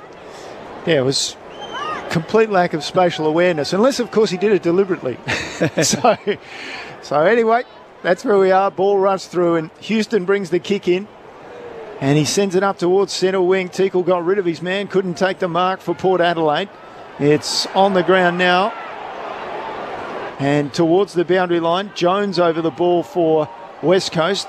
Picks it up, but he's got to drag a Port Adelaide player with him. Finally, it spills out. Kelly on the boot straight away towards Darling at half forward. Petrevski-Seton takes the crumb to Shuey by hand, and then Duggan sends it forward. Cully takes that mark, and inside with a beautiful pass finds Gaff. 45 out, and Cully stayed down. There was a head clash, and I think Jonas isn't well either. And Petrevski-Seton comes up and sort of bowls him over. This will be looked at, Crossy, because Jonas has collected him after the disposal, and whether or not he's actually hurt as well. But Cully has stayed down, face down, not moved. Trainers with both players as Gaff comes in from just inside 50. And does he make the distance? I think it's touched on the line. That's what's been ruled. So now the umpires have called a halt to play because we've got these two players down, and the trainers, of course, are inside the attacking 50. So that's what's paused play, but now will continue. So minor score for West Coast, 37 the margin in favour of Port Adelaide, 36 I should say, closing in on half-time. Anything on the replay, Steve? Do you think Jonas is in trouble? No, I wouldn't have thought so. It was just a bit of a whiplash type injury, I think. But I think he attacked him just as he was kicking the ball. But who would know these days? Poured out to the eastern side to a pack. Messy footy. They scramble it high up to right half forward. Leading out almost defensively. Jones can gather. His clearing kick is very poor. He was on the paint, the boundary line, and kicked it out almost immediately. Free kick to Port Adelaide, close to centre wing. Outer side, in front of the Max Bashir stand. Port by 36. Hasn't been West Coast quarter. Dersmont inside to McKenzie, game 150. Thought about the 45 to Rosie. Eventually goes there. No pressure from anyone. Kelly was a good 10 metres behind him. Gives it back to McKenzie. They're strolling through the centre square. Into the 50. Good fly there. Barris nearly took the intercept mark. Brought it to ground. And we'll get a ball up as Duggan fell into the footy and was wrapped up by Drew. So about 40 out, straight in front of the goal face for Port Adelaide. Ball to go in the air. Perfect afternoon for football, maybe for volleyball. Bailey Williams just spiked that one out towards half back. It's picked up by Petrevski-Seton. Nice little kick down the line, found West. Outside with a hand pass to the running Gaff. Hand pass over the top was pretty good into Foley. Foley from half forward. He goes inside 50. 2-on-1 favouring Port Adelaide. Jonas was brave. Falls to Aaliyah. Picks it up. Pulls in two tacklers. Gives it to Bergman. Outside 50 again. Gaff going back with the ball. Forced it to the ground. West Coast should come away. Foley was bad with his hand pass. Missed his target. Now he's taken the ground. And the umpire comes in to ball it up a metre from the boundary line out there on the eastern side of the ground. The margin, as we close in on half-time, Port Adelaide by 36 points. Looking for 3 in a row, the Power. Tossed up, Teakle wins it down. Straight to Dersma under pressure, flung a handball out as far as Jones. The Eagles back up to half forward, long kick, cleared Waterman in the end. Darling now on the chase, up against Jonas, paddled it in the path of Waterman. Little volley, got it wide to Petruccelli, he turned straight into the McEntee tackle, holding the ball. Thought he may have just got it out late, but the Eagles won't have a chance at a late score. Half-time at the Adelaide Oval. Port Adelaide running away with the margin. They led by 5 at quarter time. It's now up to 36 points after a 6-goal to none, a 1 term, 6-goal to 1 for Port Adelaide. The goal scorers at the major break, Finlayson with 3, Rosie to 2, singles to Rioli, Drew, Lord and Burn-Jones. For the Eagles, 2 to Allen, 1 to Cully. Todd Marshall has been subbed out of the game with concussion. West Coast yet to use their sub, although Jai Cully is still on the boundary line getting a look at after being crunched by Tom Jonas. Your experts to break down the opening half, Stephen Williams and Ebony Marinoff. Probably something, Ed, that we were waiting for Port Adelaide to probably take control of the match, and it was the midfield. Willem Drew had 10 disposals that quarter. Travis Spoke had 8. Ollie Wines got himself into the game with 6. Rosie had 6. So all of a sudden those guys were able to win the footy.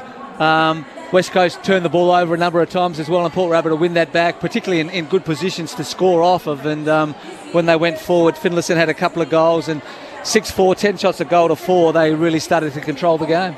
And they were, that's indeed that. Just the ability to break lines has been super impressive in that quarter. And when you're watching, they're playing fast, exciting football, and that we know what Port can do when they're up and about. And on the other end, West Coast, they just, when they are moving the ball fast, they've just got no one to go to. I mean, they've got Darling and Allen down there, but Mackenzie and Aaliyah are really just getting it done down there, and they haven't been able to present or have any real looks inside the forward 50, and Port have just been able to execute. We speak about Finlayson having 3, he's presented really well. Teakle's been awesome around the ground. Their tools are presenting, and they're just hitting the forward. And Ollie Lord, his first game, and he's not getting a lot of the ball, but just the things that he's done really stand out to say that this guy really understands the game. We saw Todd Marshall go for a tackle and just hit the back of his West Coast opponent, sort of shoulder and head. So whether he's got concussion or not, he's been subbed out of the match. So that's a blow for Port Adelaide, and probably gives an opportunity for Lord and probably Finlayson to play those key forward positions, and Bryn Teagle will probably get more and more effort on the ball. A testament to Port's midfield depth as well. You touched on Drew and Bloke finding plenty of the footy that second term. Jason Horne-Francis, Connor Rosie, Zach Butters were probably the big 3 in the first term, and they've almost handed it over to Drew, Boak and Wines in the second, which shows that maybe Ken Hinkley's still figuring out what his best 3 is, but regardless, he's got guys that can come in and out. Well, we probably games. saw that in the first centre bounce. Butters starts on the bench, and they've got Drew, Horne-Francis and Rosie. And it's an exciting young brigade of young midfielders who not only can play midfield, but forward. We see Jason Horne-Francis start at forward, full forward that quarter with Todd Marshall going out. They've got strings to their bow, and that's what you love as a coach. You can swing them around. I think Lords will be swung around, but it's just been super impressive that they've just been able to switch it. We talk about it being an arm wrestle, and you'd probably be a bit worried or concerned flat about the first quarter, knowing that West Coast aren't fantastic, but they've been able to pile 6 goals on, and hopefully more come the second half for Port fans. With West Coast, they've got to find some more forward targets. Just getting a live performance from the Australian Navy Band, I believe, here at the Adelaide Oval. And earlier in the curtain raiser, we saw the ADF against the Emergency Services team as well, Steve. So a nice couple of little events here as part of the Anzac round. Yeah, it's been a stable game, that one. The Emergency Services and the Defence Force for many years. I know the Emergency Services Department, who I am one of, certainly take it very seriously. They come in from all over Australia and spend a week together and talk about just about everything. Surprised you don't coach it, Steve. Well, Rocket Campbell has been coaching it and has done a magnificent job over the probably last 10 or so, maybe longer years. And it's been a real highlight for those guys to be able to play on Adelaide Oval on this day. On the text line, Henry from Melbourne on 0437 774 774 says, in regards to the Jonas Cully incident, Jonas chose to bump, clearly made contact with Cully's head. Should be an easy decision for the MRO, and obviously a lot of that will be deemed on the impact as well. It sounds like Cully's got a split eyebrow. I don't think he may be concussed as of yet. We'll wait and see on the second half which team they decide to pull out. But I thought in the moment that Jonas was just a second late, and that'll probably cost him because they're pretty harsh this year. Well, they are harsh this year, there's no question about that.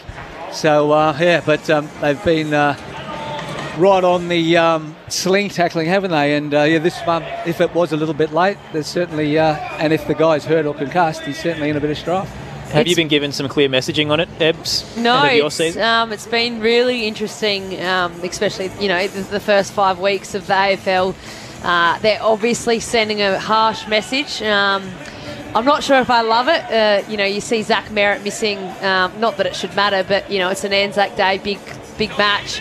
And players are missing footy for not much. I can understand the concussion and obviously the AFL and all the things that's going on at the moment with, I guess, ex-players, challenging what happened back in their, I guess, career.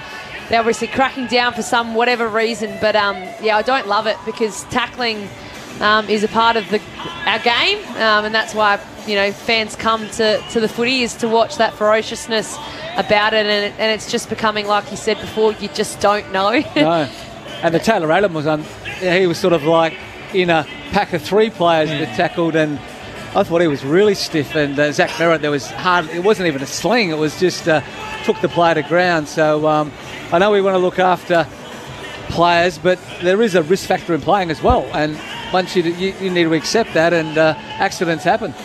I'm just not quite sure if I love the fact that it's the outcome.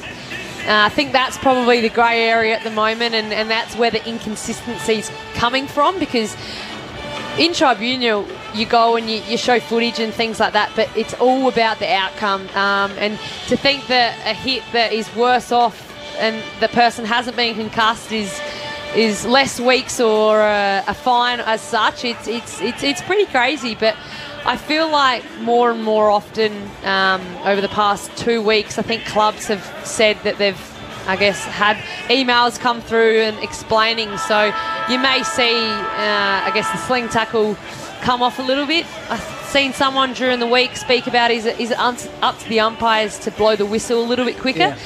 And I totally agree with that. I think we're finding that it's a hard balance. Umpires, they don't want to call the whistle because they want to have a free-flowing game, but then on the other hand, when you're in the moment as a football player, you're trying to finish that tackle so you get the ball back in your hands, not the opposition. So it'd be really hard, and I think it's been cracked down this season, so I'll look forward to that later on in the year and see how that goes with us. You love a tackle, Ebony. Usually double digits for most games, so make sure you're working your technique, otherwise you may be on the vine for a couple of games. I mean, I thought a couple of weeks ago Will Day's tackle was the perfect tackle.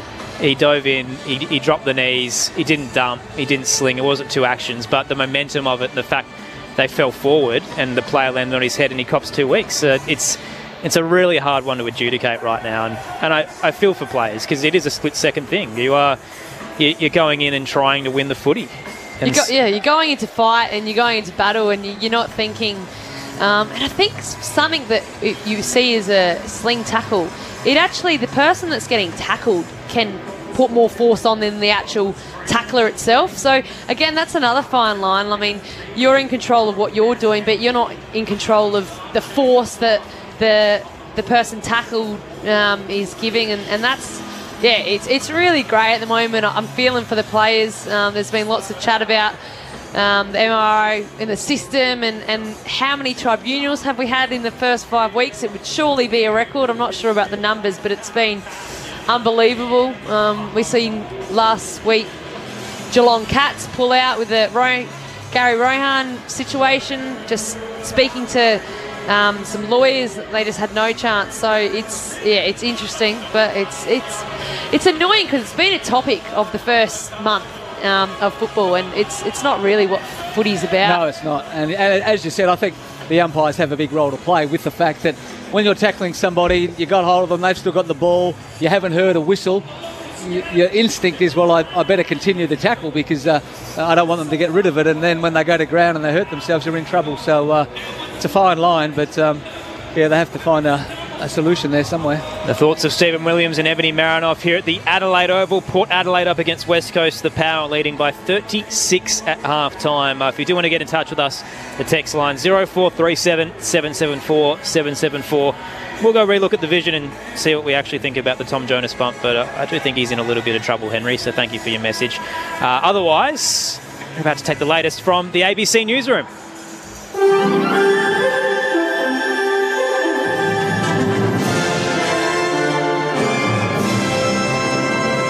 ABC News with Satyam Weinstein. New Zealand Prime Minister Chris Hipkins says it's about time Kiwis living in Australia are given greater access to government benefits and citizenship. The federal government's announced New Zealanders living in Australia for more than 4 years will be able to apply for citizenship without having to become permanent residents first. It unwinds a decision by the Howard government in 2001 to put Kiwis on a special category visa. Mr Hipkins says it's a good day. I think it's an appropriate recognition of the fact that New Zealanders living in Australia contribute a lot to Australian economy, the Australian society, and they have been treated differently from others, and that has been unfair. And I think the Australian government have now remedied that, and I think that's a very welcome thing. The wreck of Australia's largest maritime disaster, the sinking of the Japanese prisoner of war transport ship, the Montevideo Maru, has been found off the Philippines. Approximately 1,060 prisoners, both military and civilian, were lost in the tragedy, including at least 850 Australians. In a video posted to social media, Defence Minister Richard Marles has praised the work of the team that found the wreckage. The absence of a location of the Montevideo Maru has represented unfinished business for the families of those who lost their lives until now, when finally those families have closure. Fighting is continuing in Sudan despite the army and the country's main paramilitary group agreeing to a 3-day ceasefire. Here's the BBC's Kalkadan Yibatel.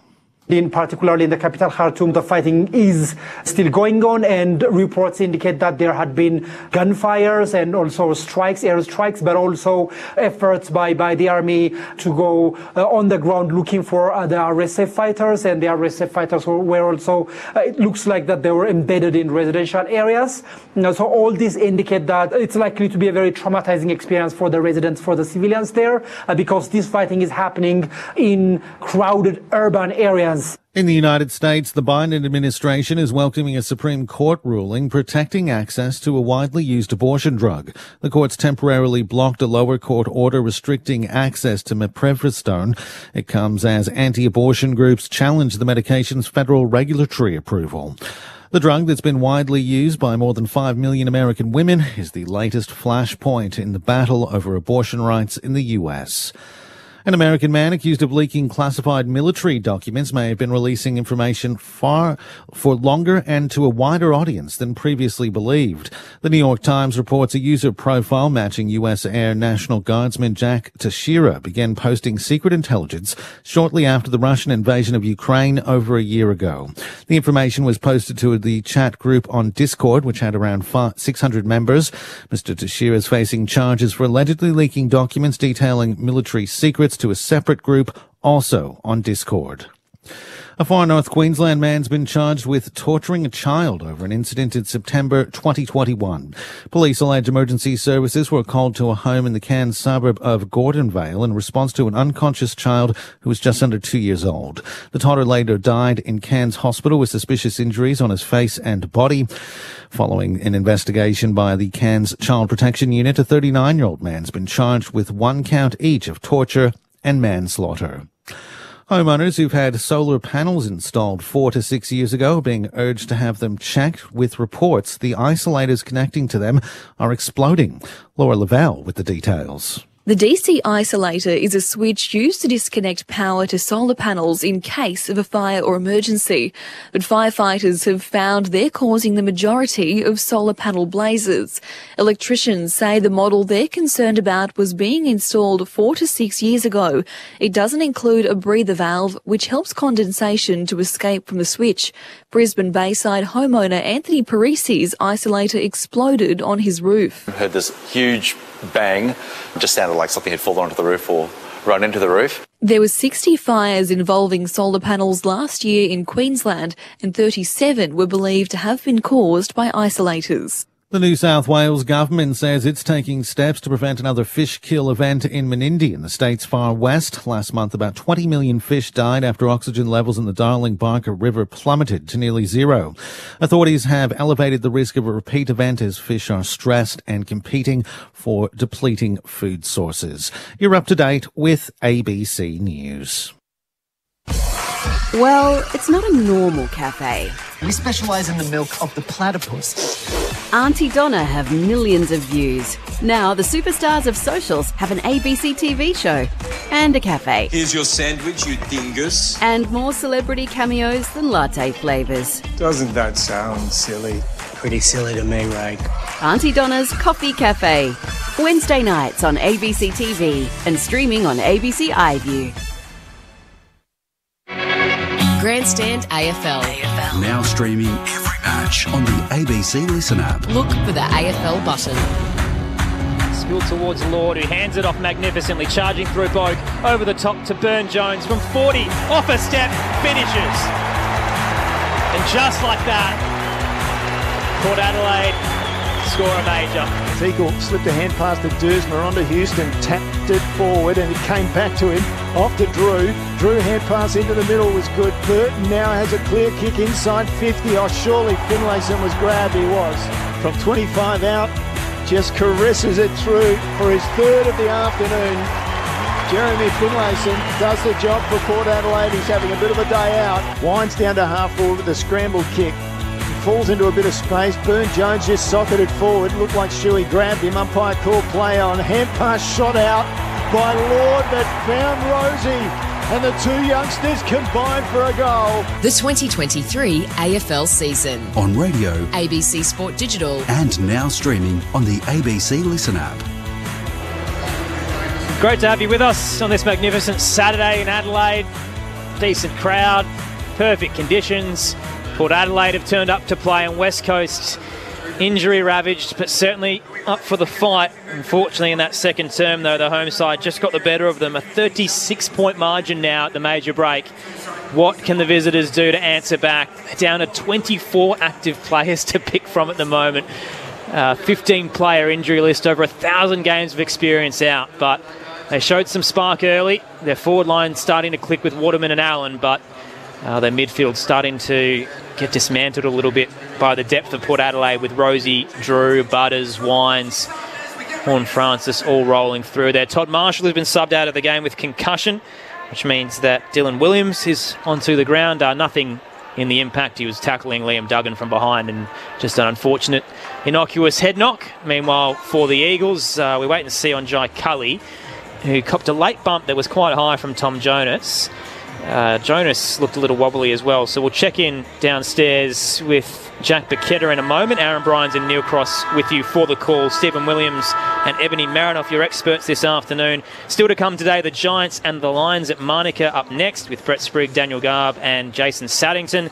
And then tonight's fixture at Cardinia, Geelong and Sydney, big game. That will be the NRL, a couple of fixtures to come, but none underway yet. The Bulldogs and the Sharks to kick things off at 5:30 Eastern Daylight Time. In the A-League, the Jets and the Mariners will start the Saturday of the round ball game at 5 p.m. Eastern Daylight Time, and the Super Netball will begin at 7 p.m. Eastern Daylight Time between the Swifts and the Vixens for round 6 action there. There is some live sport, though, just down the road at the Grange Golf Club. Live Golf in Adelaide at the moment. Taylor Gooch is leading in the second round.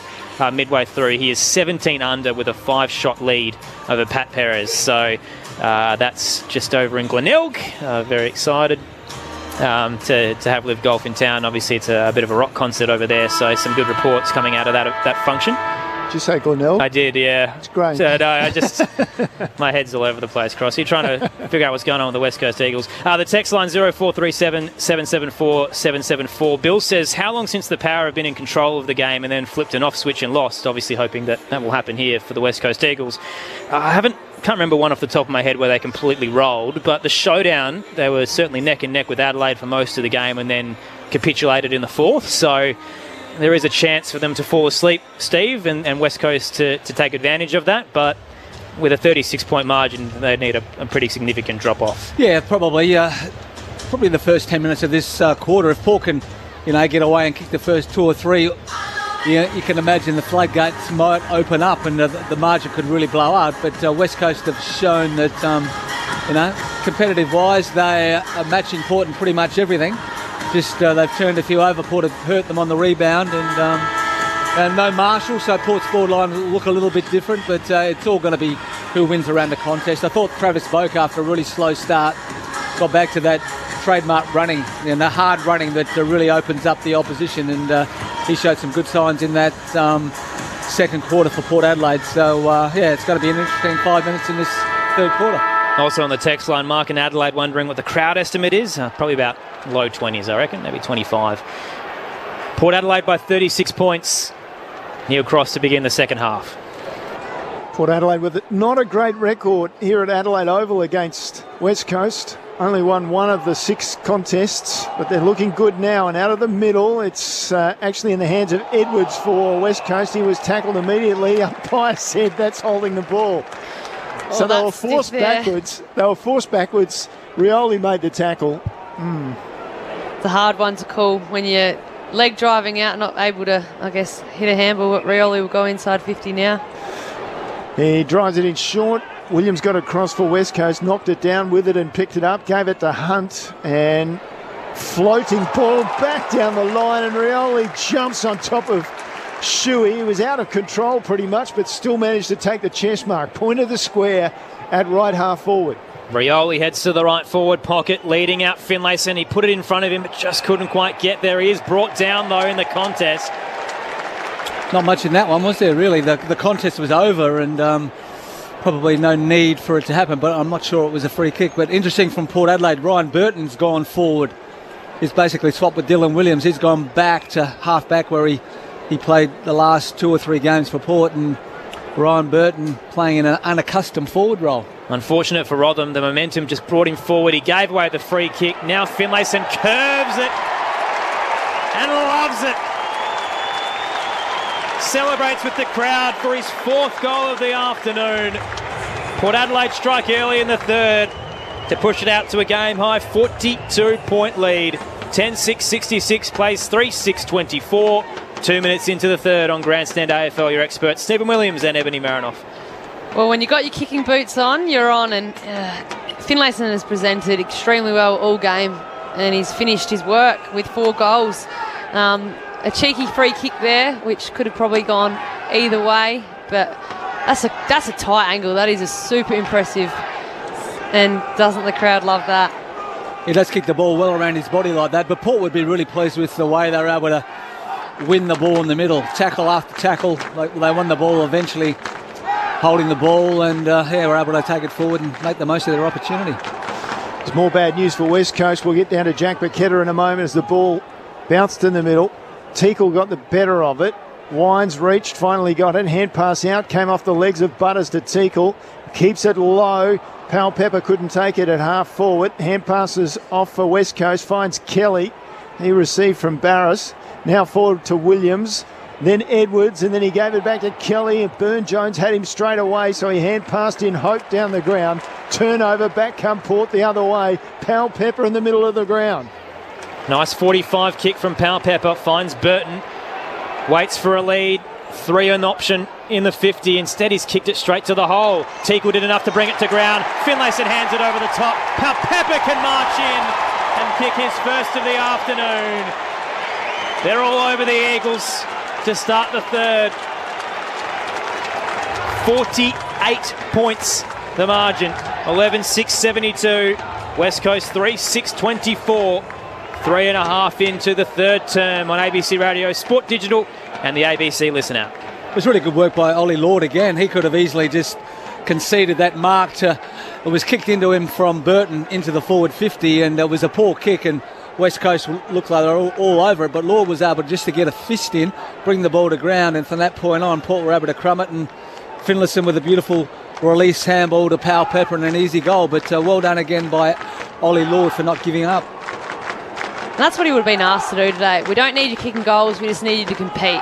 When there's a contest and you don't win it, compete, bring it to ground, and that's exactly what he's done all day. It's been super impressive for a first gamer. Port's first debutant of the season, in fact, Ollie Lord. So I think there's only one club that hasn't debuted anybody now, as the ball is caught from the bounce inside the centre circle. Sputters over the top, Gaff underneath. Another ball up. Teakle got around his man. There was holding. West Coast will get the free kick advantage. Kelly down to half forward. Looks for Oscar Allen. Over the back is Bergman to pick it up on the half volley. Arcs around onto the right foot. Sends it out wide onto the eastern side. Junior Rioli was there against his former teammates. Couldn't get it. Hand passes again. Off the Gaff and then wide he goes. And up to 50. It's Waterman leading up with the mark. 2 for out to score. Waterman will keep it low in the scoreboard pocket and honours the Darling lead, who takes it out in front. 30 out, tightest of angles on the boundary line. Just quickly, Jack Paqueta, is Jai Cully downstairs? Yeah, he is. He's emerged from the rooms after that head clash with Tom Jonas in the first half. Looks as though he's about to get ready to come onto the ground shortly. And just recapping, Todd Marshall subbed out of the game with concussion. Dylan Williams on the field. Darling comes in, tight angle on the right, can't squeeze it through. Minus score for the Eagles. 47-point deficit. 3-7-25 plays Port Adelaide 11-6-72. 5.5 into the third. Dangerous exit. What was that kick? Oh, that was poor coming out. Williams, who was up forward last quarter, down back this time. Played on from the defensive goal scorer and kicked it straight down the throat of Jake Waterman, who marks 30 out. Slight angle to the right. Yeah, just looking for that perfect kick to release a teammate, but good work by Waterman. Players just stand off their opponents enough just to say that if you use him, I can get across and cut this off. Waterman comes in and capitalises on the gift. West Coast have their first of the third. Down to a 41-point margin. 4-7-31. Port Adelaide 11-6-72. 6 minutes into the third term on Grandstand AFL. Text in from Rory in Melbourne on 0437 774 774 who says, hi team, blind listener, love your commentary. Hope the release of the 2024 fixture goes back to the traditional fixture. I was extremely disappointed with the 6-week delay to this year's fixture. I kind of like the rolling fixture, to be honest, Steve. It means we can have some of the blockbusters. Yeah, it's a good idea, isn't it? Yeah, so it'll be interesting to see when they start to release more games, but it's good to have the blockbusters on the big nights. Well, this hasn't been a blockbuster really, this match, no. But it's gone pretty much the way we thought. West Coast struggling to overcome Port Adelaide, and Port Adelaide by 41 points. West Coast go forward though out of the middle. It's down to half forward. Williams picks it up. He's slung in a tackle by Rose. The umpire wanted to give it, didn't bother in the end. They come away through Williams out towards centre wing. Intercept mark taken there by Duggan for West Coast. And now he'll send them back towards half forward. Man on the McEntee never went near him. Up to the pack in the scoreboard pocket. Aaliyah flew, brought it down. Kelly's there to gather close to the boundary line. Gave it to Waterman. Spun a full 360 and flung it out late. Jinby can gather but drops it. Mopping it up is Clark. Off a step around the body. He's curling it across the face. Minor score for the Eagles. 4-8-32, I should say. Players 11-6-72. 8 minutes into the third on Grandstand AFL. Dylan Williams has been relieved of his kicking duties. They've given it to McKenzie. As he said, game number 150. He goes long out to the eastern side of the ground. Off hands it came to Gaff. Hand pass back. Wasn't fantastic. Said Foley an opportunity. He picks it up immediately, surrounded by two. Tackle to ground. Logo on centre wing. Umpire comes in, says, let's throw it up. Wasn't the best bit of disposal there by Gaff. So Williams takes it out of the ruck, slips a hand pass wide. Umpire said that was throwing the ball. incorrect disposal. Dersma takes the free kick for Port Adelaide. They're away. Over the top he goes, close to left half forward. Mark taken by Rosie, gives it off to Butters, looked back inside, can't quite get it back to him. Eventually it gets there though. Teakle to the Peter Badco medalist of last year, looking for his second. May have sealed it with a goal there, but he's across the face for a minor score on the right-hand side. Port Adelaide up by 41 points as the Eagles look to move it quickly out of their defensive 50. Hunt, a little 1-2 with Waterman, now Witherden. Exits out towards left half back to Foley. Foley goes wide looking for Darling. Ball punched away to ground. Picked up by Hunt within a metre of the boundary line. One bounce down the wing. Gave it to West. He was smashed after he hand passed it back. And he's remained down as McKenzie now has taken the ball away for Port Adelaide. Not his best kick. He's going to turn it over straight away to Waterman. Waterman looks up. Dummies a hand pass. Went down the line. Looking for Witherden. Witherden picked it up, slung, and then finally the ball over the line. And involved there was Burton just to see it over the line. Just a bit of a stat on Burton. His father sent forward famously, and a game you'd remember well, Stephen Williams, 1989 grand final where Craig got the one goal. For North Adelaide. They only kicked one goal. Absolutely crashed, bashed and smashed by Port Adelaide. From the boundary throw, and Williams won it down. Drew was there to mop it up. Gave it straight back to Teakle, who was tackled by Bailey Williams. He's had a decent game so far. The Eagles ruck, trying to fill the shoes of Nick Natanui, whose return date is still uncertain for the West Coast Eagles, as is many of their senior players. Williams again wins it down, straight to Butters though. Hands it off to Williams, that's Dylan. Kicks towards the 50. And Barris did well. Floated across up against Finlayson to cut it off with the intercept mark. Gave it to Jones. It's Jermaine. Clearing kick out towards Kelly.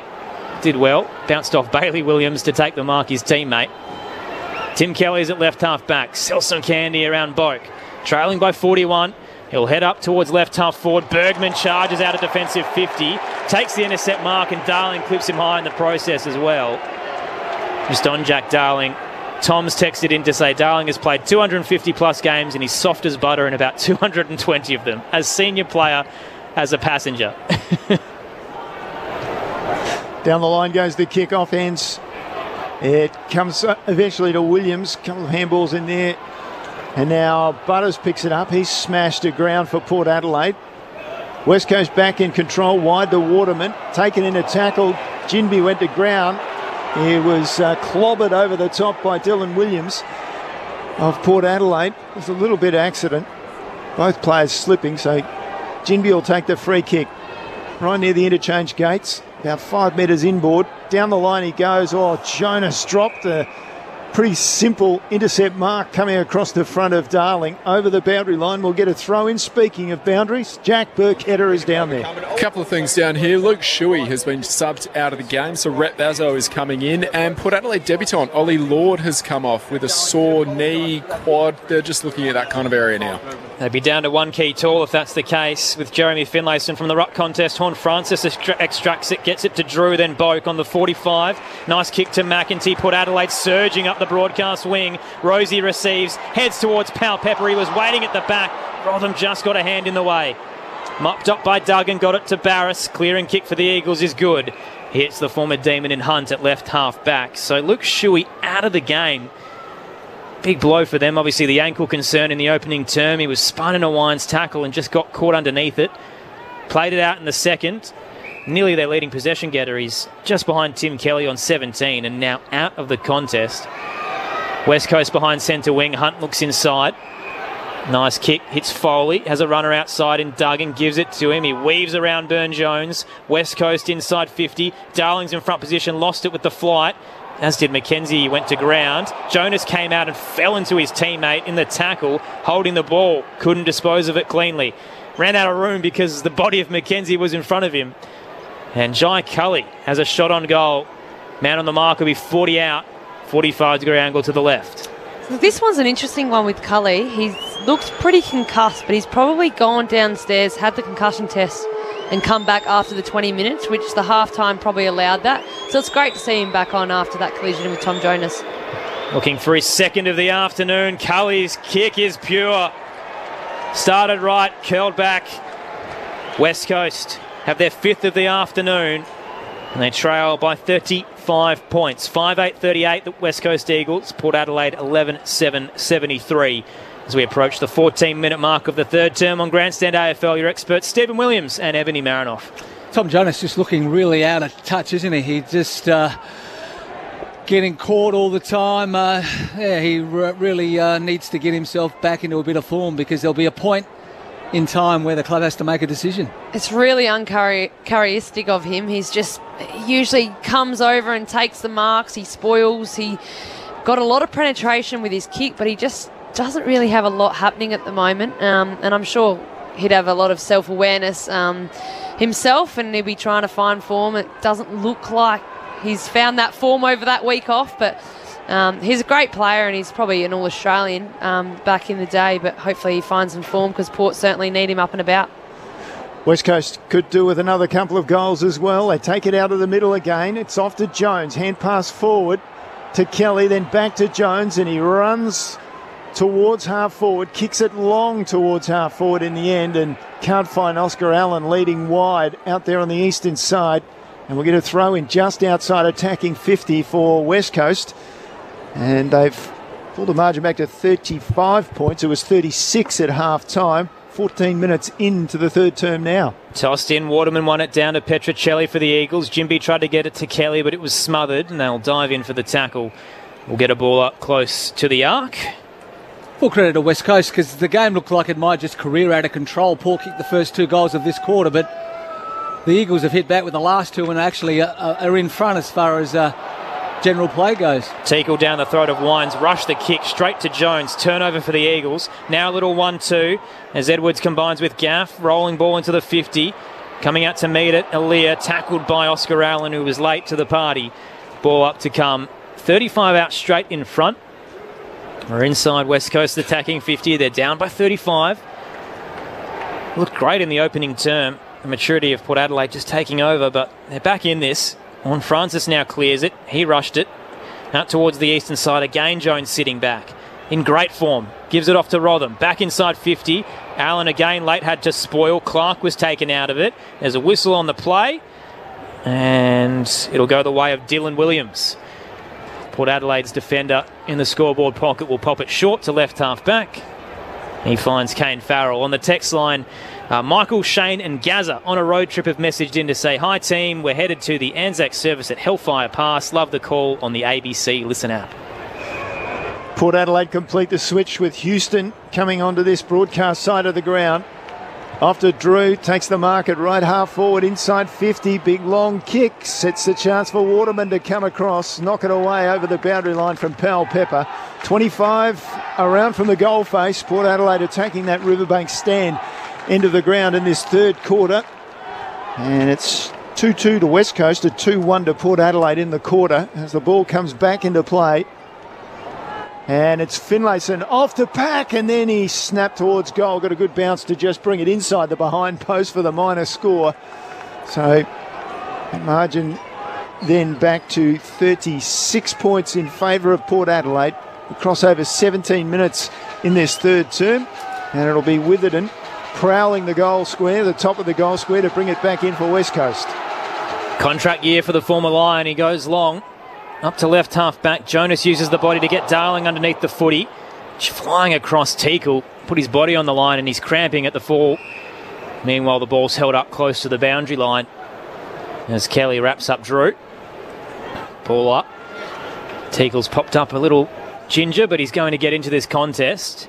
Waterman won it down against him, but straight to Willem Drew. Hands it to Butters. Into the 50. Finlayson presents. And marks just inside the arc. Doesn't even turn to look at his options. He'll go for home here. That's 2 or 3 times now that Zach Butters has been able to win the ball around a clearance and then just have the poise and the calmness just to be able to lower his eyes and find a forward coming towards him and being able to execute the skill. It's been probably worth noting in Teakle's game today. He's had 25 hitouts. 9 of them have been to advantage, so he doesn't look lost out there. Finlayson heads for his 5th and hits the right-hand goalpost. Minor score for Port Adelaide, 11-9-75. Plays West Coast 5-8-38, approaching time on. Jack Paqueta on the boundary. Teakle's come to the bench for a well-earned break, and that means Ollie Lord is back out onto the ground, which is good news for Port Adelaide. With it and again to bring the ball in. And like he did last time, he comes out this side of the ground, the broadcast side. Waterman almost took it in the middle of a pack. It came down the front. Jonas picked it up. Ginbey had him.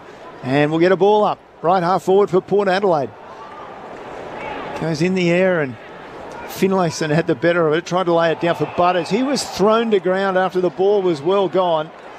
Kelly wasn't happy, and I don't think it was well received by Butters either. Hand passed off straight away to Houston, running outside him. He directs it about 20 from goal. Ball comes off hands, and now we'll get a ball up. Horne-Francis with a heavy tackle, forcing the ball up for Port Adelaide. Deep inside forward 50, and with a very, very handy 37-point lead. Tossed up. Lord caught behind Waterman, who won it down. True. Handball back. Rotham's kick smothered by Wines. Good pressure. Boundary throw in to come. 15 out for Port Adelaide in the right forward pocket, leading by 37 points. Still to come today, the Giants and the Lions at Manuka, and Geelong and Sydney at Cardinia Park. Toss back in. Lord again, caught behind Waterman, who took it out of the ruck but missed the boot. Spills backwards towards Hunt. Clearing kick for the Eagles out to left half back. It spilled through Bailey Williams' hands and over the boundary line. On the text line, Bruce in WA says, "Hi team, good call, but poor game for WA, especially these ankle injuries. Why don't they go back to the football boots of the Polly Farmer era? So many ankle injuries." Well, there's 8 impact injuries out of the 15 on West Coast's injury list right now. The rest are soft tissue. Ball comes back into play. Port Adelaide sweep it away again. Houston inside forward 50 with the kick. Ball comes to ground and contest there. A lot of players around it. In the end, it slips out to Ginbey. Got the handball off to Edwards. Only briefly cleared the 50. Picked up by Rosie. Back inside 50 looking for Horne-Francis. Late was Barris. Took it away from him with the intercept mark. Hand pass out the back to Jones running. Jones didn't like his options out on the eastern side, went in short to Bazzo. He took the mark, gave it back to Jones, switched to this side of the ground. He's done well. He found Foley outboard with a hand pass. Pierces it down the line. Petrocelli keeps it just in the field of play. Eliasted over the mark. 50-metre free kick. Petrocelli will be marched into the arc. A chance for the Eagles to continue to chip away at that deficit. Elia will have to stand 30 out. Slide angle to the left. That was standing the mark from days gone by where he just followed the player around. You just can't do that anymore. Bit of a brain fade on the broadcast wing. May open the door for the West Coast Eagles. Petrocelli, with the 1 goal so far this year, crosses the paint of 50. Kick casually from 30. And he's just snuck it through on the right-hand side. 6th goal of the afternoon for the Eagles. Now down by 31 points. 6-8-44 plays 11-9-75. Time on in the third. On Grandstand AFL, your experts Stephen Williams and Ebony Marinoff. Ken wouldn't be too pleased, I wouldn't imagine, after a positive start where Port kicked the first 2 goals of the quarter.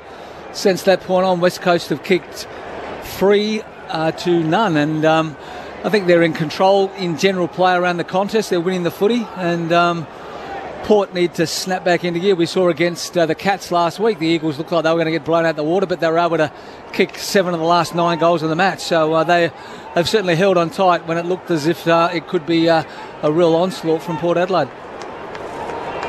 Well, one of our texters before saying, is it possible if Port fallen over before from this position?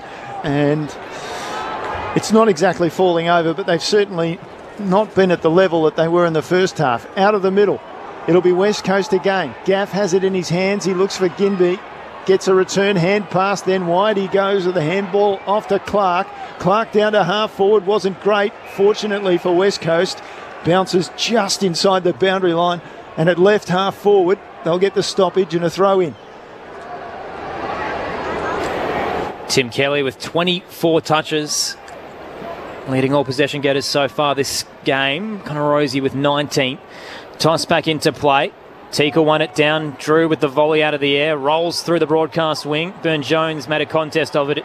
Shot out towards Horne-Francis, who fell into the footy. Clark fell into him. Ball up to come in the centre square.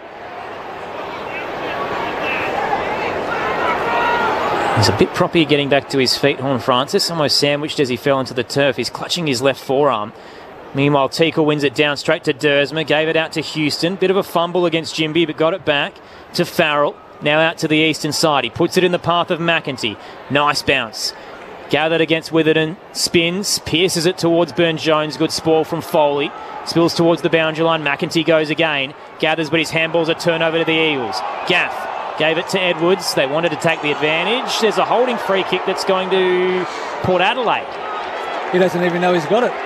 Gaff was about to go and has been told to give it off to McEntee. Forward of centre wing. Confusion out there at the Adelaide Oval. Well, the home fans won't mind. McEntee plays on. Heads towards the left forward pocket. Finlayson's got 2 to beat. Clears him at the back. Bazzo turns straight into the path of Rioli. Did well. Hands it to Duggan. Bangs it, looking to exit. Didn't travel far enough. Wine sliding in. Nearly cut it off. The Eagles get away with it out to the eastern side. Waterman did well, opposed to 2. Then his hand pass was well astray. Turnover. Wines gave a forward hand pass to Burne-Jones. Inside 50 with his kick. Rioli snaps from the right forward pocket. There'll be a review, but I'm sure it was over the line by the West Coast, by the time the West Coast player got there. And that was a nice finish from Rioli. Just a quick look and a snap across the shoulder. And a review to go with. Yep. I'm pretty sure that was over the line, but I'm a long way away and maybe not the right angle. So let's wait to hear what the bunker has to say. Probably depends on what... So how can they tell that he's touched it there? Like, there's nowhere near it if you see the other...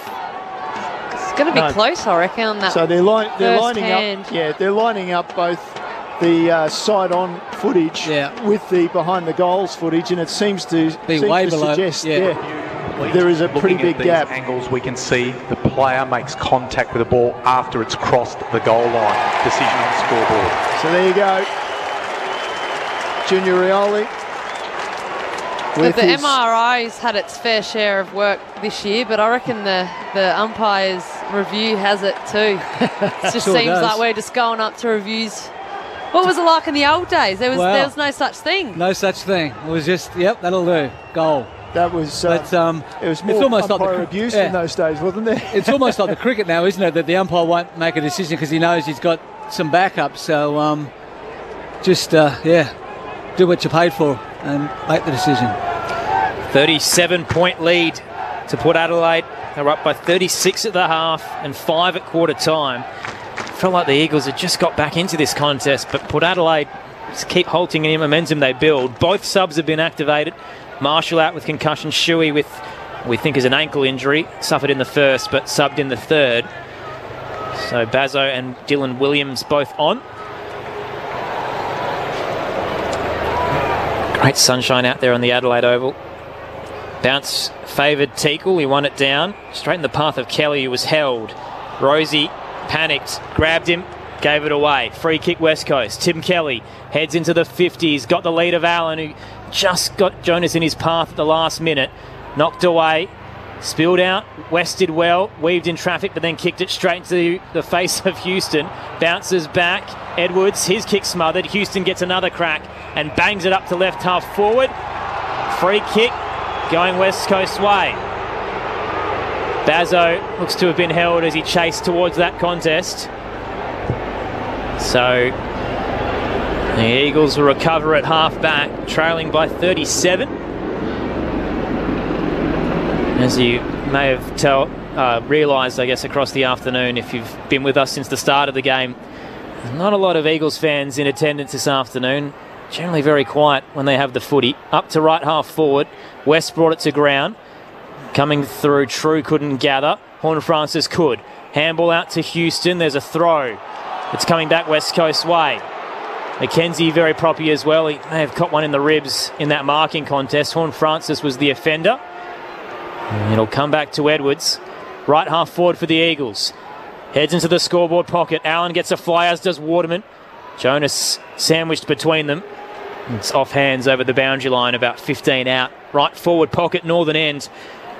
Port Adelaide by 37 points. I think Mackenzie's troubles were hip related, and it was Gaff who put his head down into his hip at one stage in that last contest. Hard head. Yeah, so Gaff went down for a brief time shaking his head, and in turn, Mackenzie walked away. He didn't walk away, he limped away with a bit of a hip issue. Meanwhile, throw-in came, forced the ball up. Waterman had the better of it then, and then tossed around in a couple of tackles. Finally, it went from Rosie to Drew. He cleared the area for Port Adelaide. Good contest made by Lord, but his hand pass was taken away by West Coast. Gaff with a forward hand pass found West inside 50. He goes high to Waterman and or Allen. Ball punched over the back. Should be a goal. Was it? Wait on it. Was it actually kicked or not? Yes. Cully was the man, and eventually the umpires are going to consult and we'll get a review on it. It was right on the line. It bounced up when Cully was about to soccer it through. He thought he got a foot or a shin or something to the ball, and now we're getting another review. Now he's nearly out of fresh area, I reckon. It's come close. I don't know if he was trying to sell it, the fact that he touched it. If he gets it awarded, it's his third goal of the afternoon. What do you think, Stephen? Well, the answer. Was it a goal anyway? If he didn't get it? I didn't hear what the soft call was between the umpires. The kick that went over the back. No, that came off hands on. Jonas got a spoil. So yeah, it was Jonas who came through the middle of the pack. Ebbs? Oh, I think like you said, he's really kicked it in midair.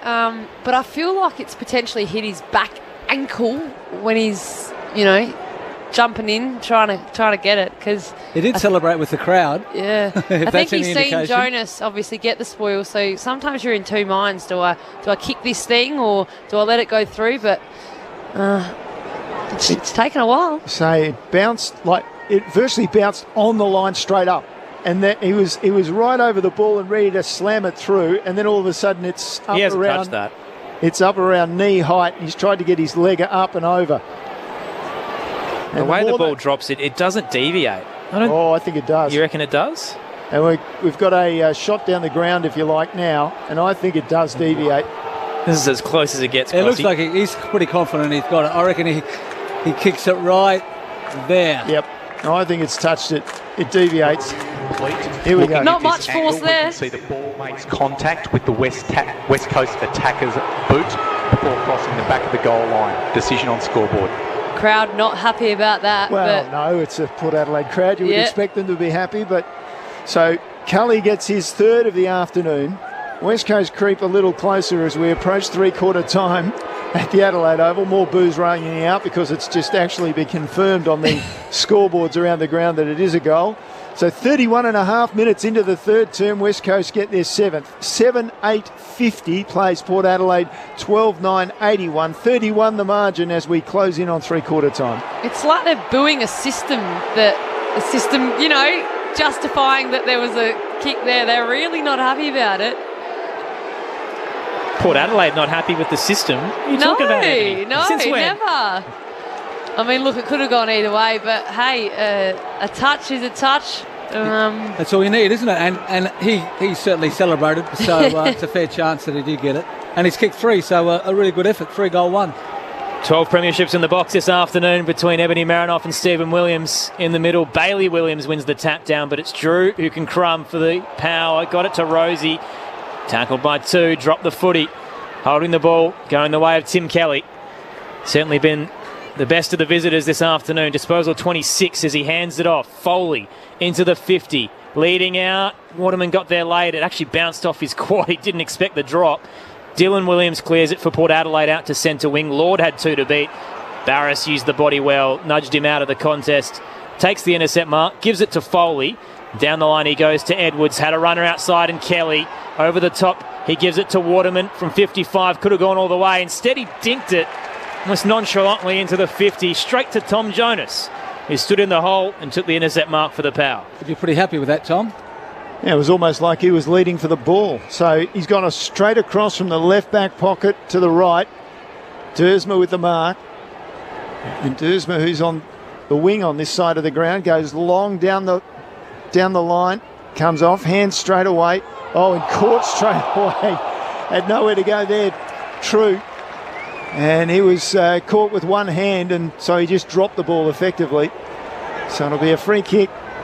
And Houston on the point of the square at right half back for Port Adelaide, goes in short to Burn Jones. He's still behind centre wing. So looking for some options here. He'll be called to play on and look for the switch instead. Port currently by 31 points. Out to the eastern side, Jonas Marks. The skipper down the line to Boak. Had Butters over the top, instead goes long. Dylan Williams up to left half forward, takes the uncontested grab, turns. Burton has a lead and just pulls it in. Flew a little early, stuck up his right arm to try and reel it in. On his fingertips, he's managed to just get it in at the 4 of the footy. Ryan Burton from 30 out, tight angle on the left, will have a shot at goal. Good effort, wasn't it? Looked like he'd run underneath the ball, but terrific ball control to be able to just flick it in with that one hand. 4 goals last year. Yet to trouble the scoreboard so far this campaign. He'll kick from 45. How has he threaded that? Should play forward more often. Ryan Burton has his first of the afternoon. Port Adelaide's 13th. 13-9-87. West Coast 7-8-50. 35 minutes into the third after a very lengthy score review as we approach three-quarter time. It was a very nice finish, wasn't it? Tough kick from that pocket, but Ryan Burton was a talented junior footballer as a forward, and as his AFL career commenced and has progressed, he's been pushed down back, but he certainly has enough flair and class to play up forward.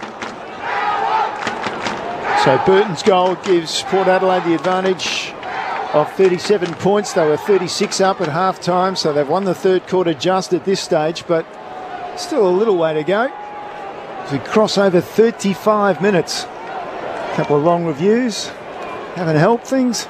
Back in the middle, Bailey Williams with a tap down for Gaff for West Coast. He's immediately tackled by Drew. We get a ball up. Interesting, Jeremy Gaff changing this season, being forced off the wing and into the midfield. Now Bailey Williams. Well, he took it out of the ruck, dodged around one, and then couldn't beat the tackle of Willem Drew. He is a good tackler, and he showed why there. Just followed him, hounded him, got the free kick. And maybe not as good as a kick as it was a tackle, that's for sure. Bobbled its way to half forward. It's in dispute again. Boat came through, hand pass forward to Rioli. Rioli's got the ball. No, he doesn't. And then he does, and he picks it up, and he's immediately tackled into the turf. And he forced, ball up was forced by the tackle. It was a gimme, but he just couldn't pick it up. 10 seconds on the clock. Another late chance for Port Adelaide.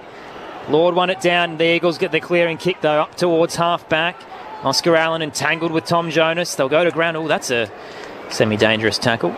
Allen fell backwards and Jonas went head first, but both pop up okay. Centre half forward for the Power. They'll need a quick kick to add to their score. Bailey Williams wins it down. And that takes us to three-quarter time. Back and forth third term. Hasn't really impacted the margin. It's Port Adelaide by 37 points. 13-9-87. Plays 7-8-50. The goal scorers heading into the final term. Finlayson with 4. Rioli and Rosie with 2. Singles to Drew, Lord, Burn-Jones, Burton and Powpepper. For the Eagles, 2 to Allen, 3 to Cully. Singles to Waterman and Petricelli. It's great to have you with us for the first of 3 games on this glorious Saturday as part of Anzac Round. Still to come, the Giants and the Lions and the Swans and the Cats on ABC Radio, Sport Digital and the ABC Listen app. This is Grandstand AFL. We are one, but we are many, and from all the lands on earth we come. We share a dream and sing with one voice. You're listening to ABC Radio. You are, we are Australian. We are Australian. Grandstand AFL. Now streaming every match on the ABC Listen app. Look for the AFL button. Rioli heads to the right forward pocket, leading out Finlayson. He put it in front of him, but just couldn't quite get there. He is brought down, though, in the contest. Unfortunate for Rotherham, the momentum just brought him forward. He gave away the free kick. Now Finlayson curves it and loves it. Celebrates with the crowd for his 4th goal of the afternoon. Nice 45 kick from Powell-Pepper, finds Burton. Waits for a lead. 3 an option in the 50. Instead, he's kicked it straight to the hole. Teagle did enough to bring it to ground. Finlayson hands it over the top. Powell-Pepper can march in and kick his first of the afternoon. Waterman did well, opposed to 2. Then his hand pass was well astray. Turnover. Wines gave a forward hand pass to Burne-Jones. Inside 50 with his kick. Rioli snaps from the right forward pocket. The 2023 AFL season. On radio, ABC Sport Digital. and now streaming on the ABC Listen app. Port Adelaide marching towards a 3rd consecutive victory. West Coast, though, certainly gallant this afternoon at the Adelaide Oval. Aaron Bryans and Neil Cross with you for the call. Stephen Williams and Ebony Marinoff, your experts. Jack Paqueta on the boundary. The text line 0437 774 774. Tonight, it's Geelong and Sydney at Cardinia Park. But coming up next for our listeners in the ACT, you're headed to the NRL, and everybody else, you're off to Manuka Oval for the Giants and the Lions with Daniel Garb, Jason Saddington and Brett Sprigg, who's standing by to preview it for us. Spriggy. Aaron, the first of the Giants' 3 assignments in Canberra is a pretty big one. The Brisbane Lions, who had the biggest win of gather round over North Melbourne to make it 3 wins out of their past 4. All of those forwards got involved. Danaher, Hipwood, Charlie Cameron, all kicking bags. So that'll be a key focus for Adam Kingsley tonight, is whether Harry Himmelberg, who was their hero last week, he's such a reliable swingman, it's whether he goes back to look after one of those bigs. And of course, Aaron Cadman, the number 1 pick of last year, got his opportunity, so we'll see him again today. Maybe he gets more of a chance, a bit more room to partner up forward with Jesse Hogan. The latest team news here is a late change for the Giants. Ryan Angwin to play his 2nd ever game. He's in for Daniel Lloyd, who has suffered a calf injury. Tom Green, of course, out suspended, so unfortunate for the local Canberra lad, who won't get a chance today on his home deck. They get Harry Perryman back from his round 1 hamstring injury. Brent Daniels is the other one coming in. Cooper Hamilton's foot injury. Adam Kennedy omitted from last week's 22, but he will start sub today for GWS. The Lions, they get another marking target up forward in Jack Gunston. He's back in, while Darcy Ford is the one to miss out. Their sub this week, as it was last week, is Jared Lyons. It is Zach Bailey's 100th game as well, so a milestone for the visitors. Bright sunny conditions here in Canberra, Aaron. 21 degrees, perfect for footy. Can't wait to bring it all to you. From the nation's capital, the Giants and the Lions. Next. Looking forward to it, Spriggy. The Giants and the Lions with Brett Sprigg, Daniel Garb and Jason Saddington. Then tonight at Cardinia Park, Corbin Middlemass, Ben Cameron, Brendan Goddard, Adam Ramanauskas and Lauren Borden with you for Geelong and Sydney. Here, though, it's just a matter of the margin at the moment. Port Adelaide by 37 points after they led by 36 at the half and 5 at quarter time. Stephen Williams, Ebony Marinoff.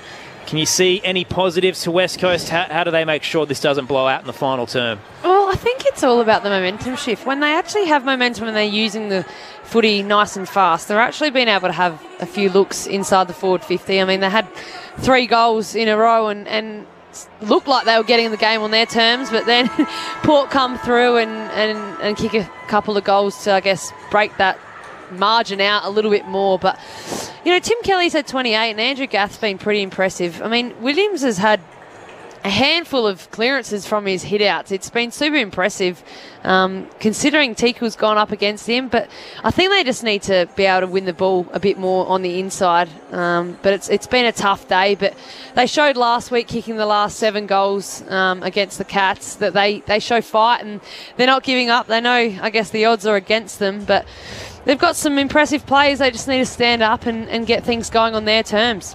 Yeah, I thought they held on pretty well. They looked like they were going to go after Port kicked the first 2 goals after half-time, but they certainly held their own from that point on. They kicked as much in the third quarter as they had for the first half. So, for a young side that's lacking a lot of leadership, they lost Luke Shuey, who was one of their better players through that first half. So I think they've held on pretty well, and they'll be confident they can run the game out after they did the same against the Cats last week. Port by 37 points.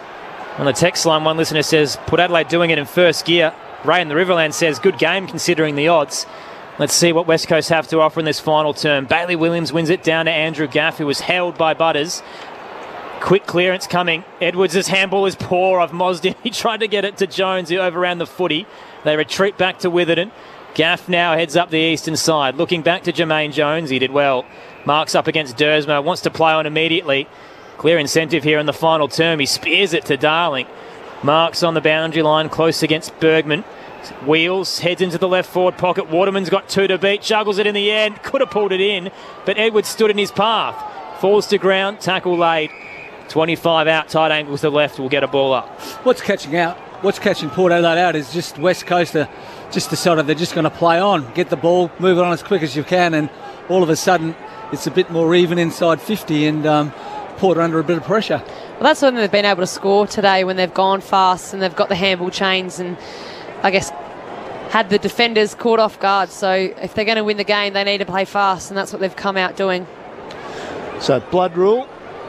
Greg Clark, I think it is, who's coming off the ground with the blood rule. And it's an interesting rule, isn't it? I was watching the rugby last night, and there was about 5 guys that had blood everywhere, and there's no stopping the game. Someone just comes out and wipes it off, and away they go. Yeah, trainers constantly on the ground in rugby league. And it's interesting, isn't it, how the blood policy can be different in 2 codes. And they're playing in Darwin last night. It was 100% humidity. It was pouring rain. Meanwhile, Port Adelaide clears in beautiful conditions at the Adelaide Oval. Winds back down the line. Barris with the intercept mark for West Coast, just ahead of centre wing. Looks back infield. They look for the swap. He goes slightly back to Witherden.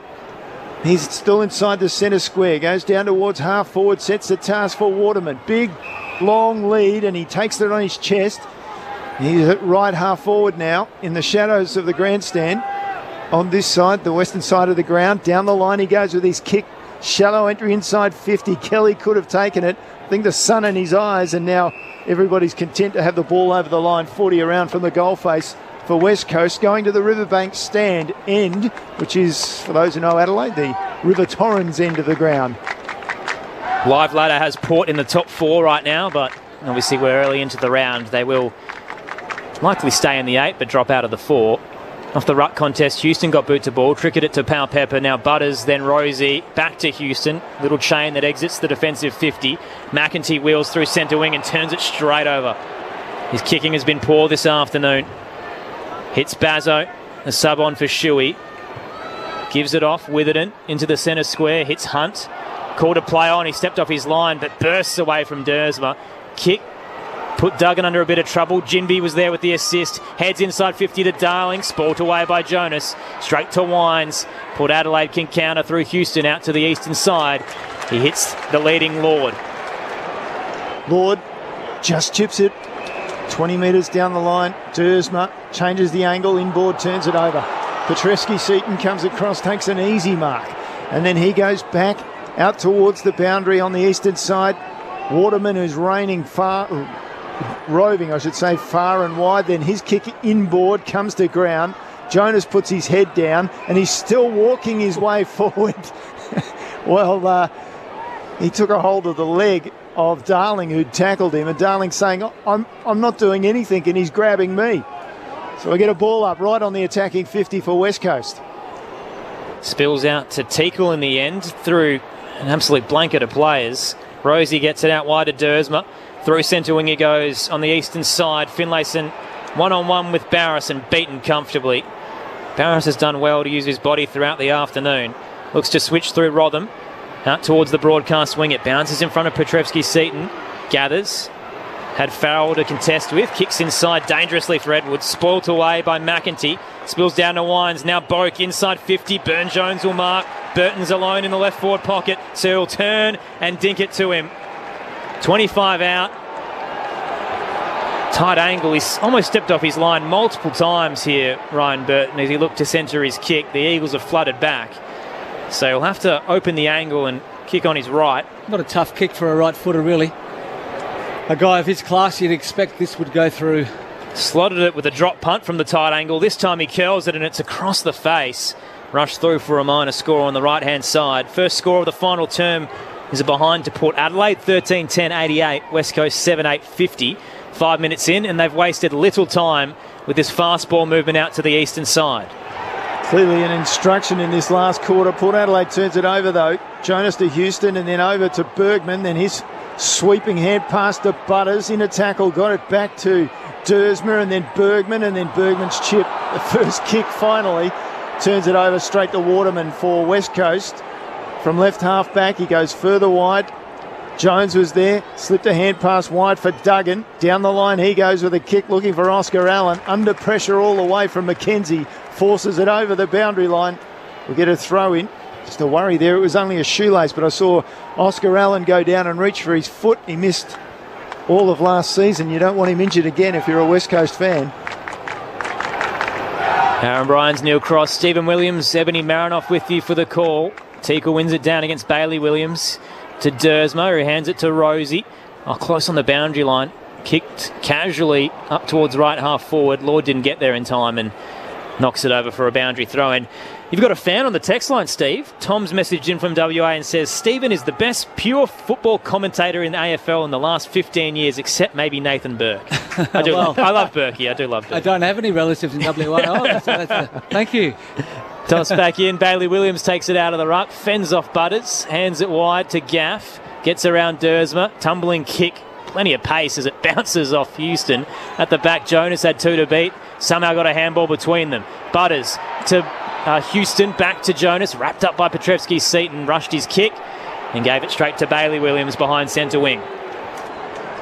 Williams glance inboard and didn't like what he saw, so straight away down the line with a kick. Oscar Allen, he came late to the contest. He came off his teammates' hands and then he surrendered it in the tackle. Port Adelaide with the handballs through the corridor now. It's off to Rosie from Wines after he fumbled. Then Rosie down to half forward. Not the greatest of kicks, but it was in front of Burton. Crash goes the ball on the ground. Pal Pepper gets rid of his man, picks it up around the corner with a kick. Inside 52 on 1. And it favours Port Adelaide. There was a block on Jones, the one player from the Eagles. And as a result, he gets the free kick off the Duggan by hand and then sweeping kick out to Witherden. And Witherden changes the angle to West. They're running down that corridor on the eastern side of the ground. West to Gaff and now Edwards centres his kick towards Darling, close to centre half forward. Long ball up towards the top of the goal square. Allen's in a one-on-one, nearly pulled it down. Front and square, Cully can crumb. And kicks his 4th. That was just a whole lot of slingshot footy there. You can hear the Port fans. There's probably about 5 poor skill execution. So the crowd went very mild there. It was hard to tell if it actually gone through because the goal umpire took his time and there isn't a West Coast fan inside Ebbs, unfortunately. So we're having another score review. I mean, that's what happens when the balls move fast and Cully's been concussed and he's now kicked the bag. So I think he should be all right with that. He's come on and he's been electric for them, really. He's provided a real spark for the West Coast forward line. Might be good for Tom Jonas too. Yeah. The bloke that he's hit kick 4. Should say that he's been cleared of concussion, but maybe the bang in the head did him some good. Yeah, it woke him up. I mean, it was a big hit. It was interesting you see Luke Shuey go off a couple of quarters later. So back in the middle, and it's Williams.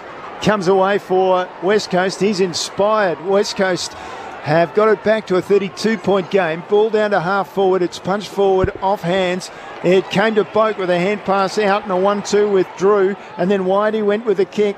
He finds McEntee. McEntee inside 50 with his kick. Out the backs, Finlayson just got rid of his man. Barris just couldn't go with him after he was pushed away. Easy mark there for Finlayson. And they look to add to their 13 goals they have on the board, Port Adelaide. It's a good win against Tom Barras because he's been the master in the last number of occasions. So off he goes. For the 4th time in his career, he's reached the 5-goal mark. He's never bettered it. Finlayson with 5 goals this afternoon. Port Adelaide with 14-10-94. West Coast 8-8-56. 38 points the margin, 9 minutes down in the final quarter. Stephen Williams. Yeah, good mark by Jeremy Finlayson. It's been a good day. He's kicked 5 goal 2. Without Todd Marshall down there and also Charlie Dixon not playing today, they needed somebody that could stand up.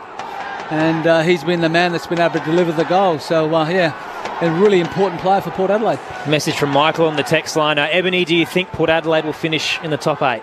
They should. They should. I feel like if they win this, which they look like they will, that's 3 on the trot, and they probably find themselves around the 8 to 12 on the ladder. They certainly should have played finals last year, and like I said earlier on before the game, they've got the calibre to make finals. Not only that, but go deep in finals. So I'd like to see them up there. Up by 38 in the middle. Hon Francis gets it from the ruck contest. Handed it in front of Rosie, who gathers on the third bite. Gets away from Tim Kelly and smartly just pops it short to Teakle, who marks inside the square. On the 45, this kick wasn't great. Put Boak under immense pressure. Brought to ground as he's collided with Petrocelli and Edwards, who's legged. Edwards tried to get away. Hon Francis grabbed him. Free kick to the Eagles at right half back. He has Jermaine Jones running alongside him. Handed it off, but the kick is very poor. Off the side of the boot, almost a low torpedo. Somehow finds its way to left half back to Clark. His handball put Jones under trouble. Gave it away. Drew forward to Burton. Now McEntee wide. Over the top, Dersma puts it back in the path of Drew. It's easy as you like. Jeremy Finlayson can gather. Snap from 30. It was too low. And on the goal line, Duggan can cut it off for the West Coast Eagles to keep Finlayson away from an absolute bag of 6. So the kick wide from Duggan, and it was ruled West had come in late on Dersma, knocked it over the boundary line, but I'm not sure that's a free kick. It's just a spoil, isn't it? Well, I know you're allowed to jump and spoil and get into someone's back, I would have thought, but it was courageous from Dersma, no question about that. But I'm not sure it was a free kick. Oh, he's got one. And Dersma from 60 spears a pass inside 50. Burton showing his credentials as a forward, leads up, takes an easy chest mark. He's only 35 metres out, 45-degree angle. Too easy for Port Adelaide, really. I mean, Williams come on and Burton's been shot around. He had 2 weeks off with suspension, so he's probably, he didn't have a great first quarter, but he's been lively down forward. And more importantly, he's kicking goals. Burton has 2 in his time up forward. Port Adelaide has 15. They've broken the 100 mark. Well, they've gone to 100. 15, 10, 100. A century at the Adelaide Oval. West Coast, 8-8-56. So 44 the margin, 12.5 down in the last quarter. And Port Adelaide just steaming away. They are obviously going to win this one, and West Coast is going to struggle, no doubt. We thought so. They only had 5 AFL listed players in the WAFL last weekend. They lost by 169 points to West Perth. Go the Mighty Falcons. Well, we speak about Ryan Burton going forward, and we spoke earlier about, Ken Hinkley having the ability to, roll through a lot of the midfielders through the forward line. And we've got Darcy Byrne-Jones in the forward line. We've got Ryan Burton in the forward line. They're probably 2 main key backs for Port Adelaide. So they're showing a lot of versatility. It's like the old junior footy, throw the backs up forward and the forwards down back. Lord in the ruck won a hit out against his opponent. Spilled out towards Hon Francis, who slides in and is gang tackled by a couple of Eagles. He's not happy about it, holding the ball, and he lets the umpire know as well. Petrocelli, meanwhile, picks it up and bursts away, kicks towards the right forward pocket and hits the chest of Oscar Allen, leading out away from Malia. He marks 40 out, tight angle to the right. Could argue a decent afternoon for both those men, Stephen Ebbs. Elias looked pretty promising, and Oscar Allen's kicked a couple as well, a chance for 3. It's just 2 great players at either end of the field, battling it out. And forwards would probably say it's a hard day out, but you do want to play against the best, right? So Oscar Allen had 4 goals last week. Won't have 3 this afternoon. He's kicked it across the face. It'll sit up on the behind line, and in the end, it's knocked through for a minor score. West Coast 8-9-57. Port Adelaide 15-10-100. 31,638 in attendance. God, you sold them 5,000 short in pre-game. I do not believe that, but well done to you, Port Adelaide. As West Coast again, quick exit out towards the broadcast wing to a pack off a couple of hands at the back. The Eagles gather it, but under a bit of pressure, Port Adelaide have coughed it. Rather got it away from Gaff. Long ball into the 50. Hon Francis with the tackle. Clearing kick up towards the 50. And off hands, it's out for a boundary throw. And that was electric footy in the space of a couple of seconds. It almost gone end to end. 25 around from the goal face. Get the ball to be thrown in. And it's Waterman who comes over the top, just knocks it clear. Petreski-Seaton was there, couldn't get it. Ginby finally received a hand pass from Gaff, went down the line quickly with his kick. Off hands it came to Houston for Port Adelaide. His kick was a wobbly one, inside forward 50 though. Finds its way to, it was going to find its way to Darcy Byrne-Jones, and Powell Pepper came crashing through, took it away, snapped it goal. Well and truly astray for the minor score, and it's a 45-point margin now in favour. No, it's a 44-point margin. Thanks, Aaron. And again, West Coast looking to attack, looking to bring the ball in quickly. Quick couple of behinds either end. Cross here catches you off guard a little bit. Out to the eastern side. Wines back with the flight. Couldn't get there in time. Witherden marks. Hands it off. Now Gaff charges towards left half forward. Allen was all alone. And charging back, Trent McKenzie. Game 150. He's been everywhere. Plenty of touches. And that's courageous. Charging back. Threw a fist out. Collided with Allen, who was low to ground, and forced it over the boundary line. Looked like West Coast were about to have a shot on goal. Had a good 150, hadn't he, Trent McKenzie? Been really solid back there.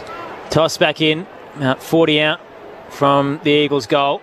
Darling won it down. Clark handballed it wide. Gaff pops it up high. Cully underneath it. Farrell flew late. Nearly took the intercept mark. It bounced off him in the end. Gathered by Dylan Williams. Clearing kick rushed. Straight back to Gaff on the pain of 50. Centres his kick. It floated up in the air too long for Duggan. Powell Pepper comes late. Spoils it, gathers and gives it to Wines. Now Finlayson shrugs the tackle through the centre square. Horn Francis gathered, was mowed down by Hunt immediately. Didn't have any time to get rid of it. Ball up to come just outside the centre circle. Port by 44 points. They have St Kilda to come on Friday, and then Essendon, North Melbourne and Melbourne after that. Ball in the air. And it gets out to Butters. Good forward hand pass. Finds Rosie and he darts a ball inside 50. Finds its way to the back. Barris on the ground. Had to tap it out. Went to Witherden. And then his hand pass was very good. West Coast will be able to escape from the back. Petreski-Seaton on the end of the pass. He takes it at right half back in the shadows of the stand on this side. Beautiful afternoon in Adelaide for football, which hasn't been necessarily of the highest standard at times. But nevertheless, Port Adelaide will bank a win. As West Coast go down the flank, it's in the hands of Hunt.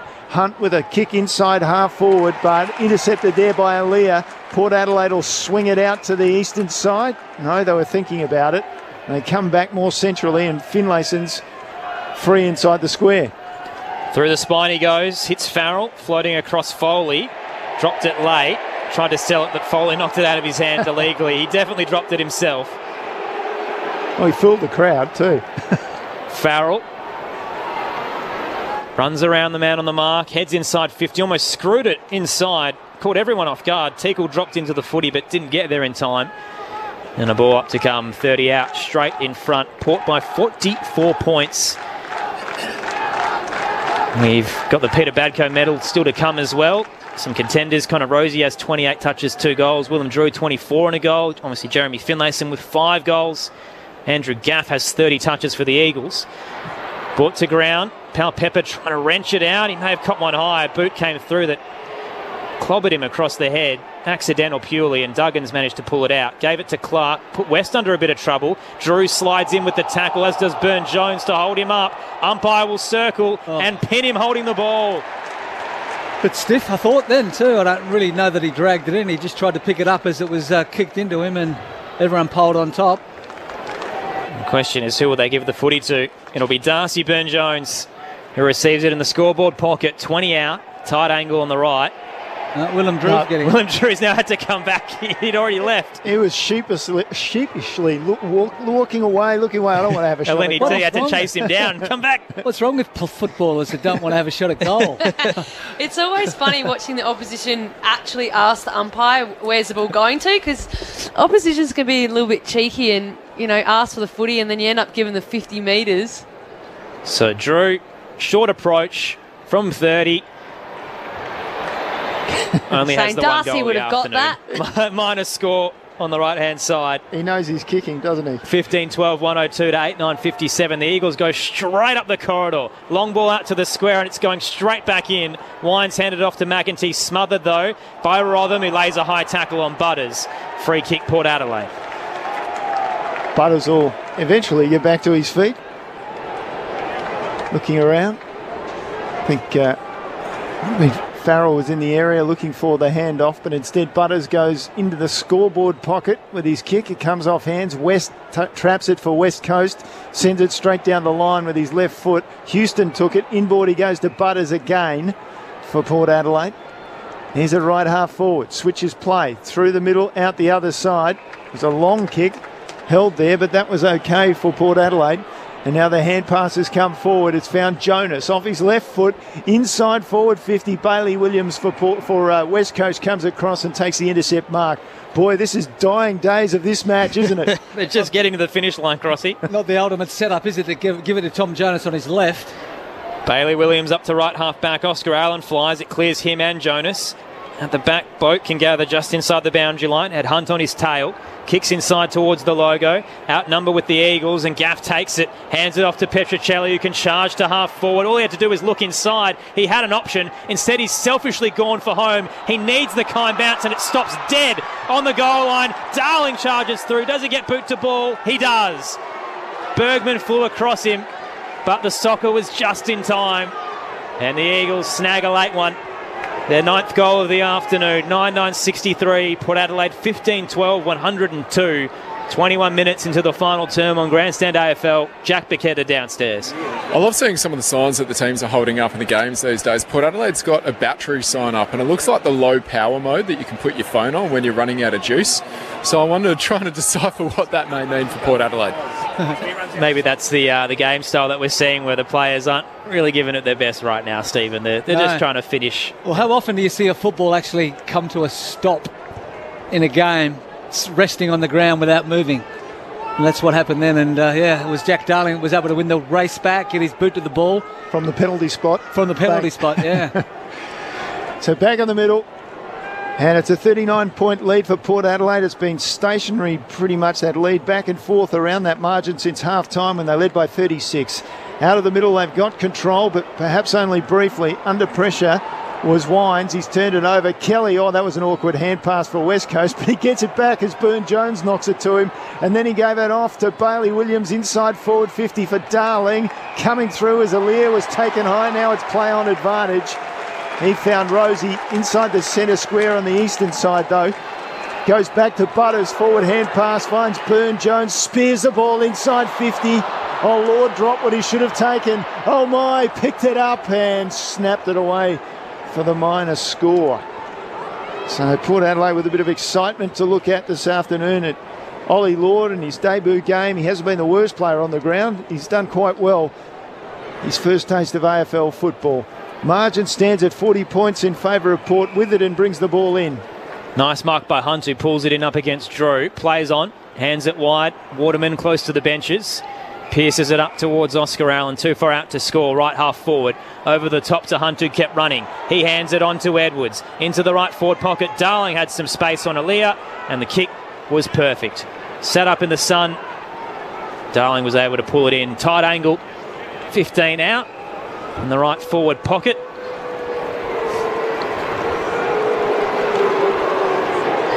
A little bit to like from the Eagles so far this afternoon, but obviously a lot still to come in their rebuild. Maybe Ollie Lord will hold his spot with Mitch Georgiades still in the twos. Jack Darling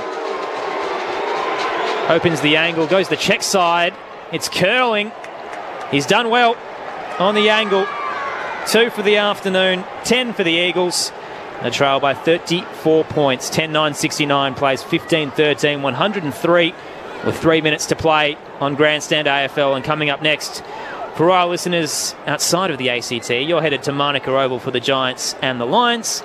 And our listeners in the capital will be headed to the NRL. It's not a win, Ebony, for the Eagles, but full credit, they were 36 points down at half-time, and now they're 34 points down. So they've really hung in there with this young team. Port Adelaide on 2 or 3 occasions looked as though they may blow the game out and get away to a good lead. But a mixture of Port Adelaide mistakes and West Coast just keeping their heads up and keep running. They were able to kick some goals and really keep themselves in the match.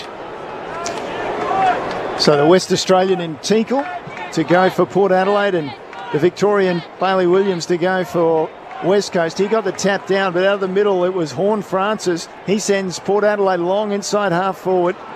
Taken off hands by Witherden, did pretty well. Across goals to Petrevsky-Seaton. So Petrevsky-Seaton on this eastern side of the ground keeps it short. Leading up was Hunt. So Hunt looks inboard. It was short. It was too short to the umpire. It went to Kelly. Forced a hand pass to Jones. Tried to slip the tackle. He's gone surely. No. He gave it back to Kelly very quickly. And then Kelly walked it over the line, and the tackle of Bergman, and everybody's happy. Throw it in. Are your votes in, Steve? Yes, they're in. It's a bit early. Didn't they learn from the showdown? Oh. Had to get that one in there, sorry. I'm sure you've got it. Perfect, Steve. Toss back in. Teakle wins it down at the boots of Dersma. Bounced out towards Hunt. He's wrapped up in a tackle. Ball up to come. Port Adelaide by 34 points. Shuey subbed out. Ankle concern. Marshall subbed out with concussion, which is a blow ahead of Friday night against St Kilda. Off the ruck contest, it ricochets out towards the logo. Gaff was waiting, broadcast swing. He's wrapped up. We'll get another ball up. See if third time's the charm for some territory movement. Bailey Williams wins it down to Kelly. Had to get around a Lenny T. The umpire brought to ground by Wines once he gathered it. Horn Francis now has 3 to beat. Can't gather. Hunt picks it up. Handball inside. Back to Horn Francis. Now Wines off a step. Heads into the 50 for the power. A hidden hope. Bit shallow in the end for Barris, who was charging on to meet it. In the end, it's ricocheted out towards the boundary line. It'll be tossed back into play. Tim Kelly has 32 touches alongside Andrew Gaff. Jack Waterman has 23 and a goal for the Power, 29 to Rosie and 2 goals, 25 to Butters and Drew. I want to stress this is not a criticism of Horn Francis, but that ball came to him before and he had exhausted himself. He was looking to get some breath in, and then the ball came to him again. Meanwhile, West Coast take it away down the line with a kick, and Alia takes an intercept mark away from Oscar Allen. So just slightly ahead of centre wing. Inboard with a kick was low, but good enough, and it just travelled to 15. Ollie Wines, as they see out time, only a minute or so left in the game. Hand passes off to McKenzie. McKenzie belts it long, inside forward 50. Lord flies, it comes off hands. And on the ground, well, I thought that was sliding in. What does the umpire think? Bazzo just slid in, and the umpire said that's a free kick. He took the ball, but it was trapped under him. Burne-Jones will go back. So the defender come forward now, has an opportunity to kick another goal this afternoon. He already has one. And this will be a nice way to finish for Port Adelaide. Their lead now is 34 points. It was 5 points at quarter time, 36 at half time, and 37 at three-quarter time. Burne-Jones straight out in front, 20 metres, lobs it in. That's a gimme. Darcy Burne-Jones has his second for the afternoon. And Port Adelaide are winning this one, or going to win this one comfortably. 16-13, 109. West Coast 10-9, 69 in front of more than 31,000 here at the Adelaide Oval. He's been a revelation, actually, since he's gone up forward. He come off the bench against Sydney as a sub and was instrumental in Port getting over the line in Sydney. And the last couple of weeks, just his ability to pressure around the forward line. And, he's been able to chip in with a couple of goals as well. So a pretty complete game by Darcy Burne-Jones. On the text line, Shane from Brompton says, in regards to the 31,000 in attendance, Ken supporters showing their true colours by not showing their faces at the ground today. I'll go and get my membership when Ken has taken his final paycheck. Well, Port's about to win 3 in a row, so... I thought 31,000 wasn't bad, actually. West Coast with the golf on, and there'll be a lot of poor people at the golf. I'm not sure so much about the equestrian, but certainly at the golf. They're certainly in the hunt, the Power, so I wouldn't be ruling out Ken Inkley's charges yet. In the middle... One down by Teakle, who may have caught one in the mouth. Spills back towards Edwards, around the body for the Eagles. Bounces up to half forward. Petrevsky-Seaton meets it. Tries to weave around Dylan Williams, then heads inside 50. Spots Oscar Allen, who marks close to the boundary line. Tight angle, 45 out. Chance to kick 3, which will put him a goal behind Charlie Curnow and third in the Coleman tally. Obviously, the Blues still yet to play. So Port Adelaide will be the victors. It's just a matter of the margin. Oscar Allen starts on the fence. Alia on the mark. Will kick from the paint of 50. It looks good, but it's carrying across the face and won't be a score. Port Adelaide return to the top 8. They roll the injury-ravaged Eagles to secure their 3rd win in a row. Port Adelaide winners by 40 points, 16-13, 109 to West Coast, 10-9, 69.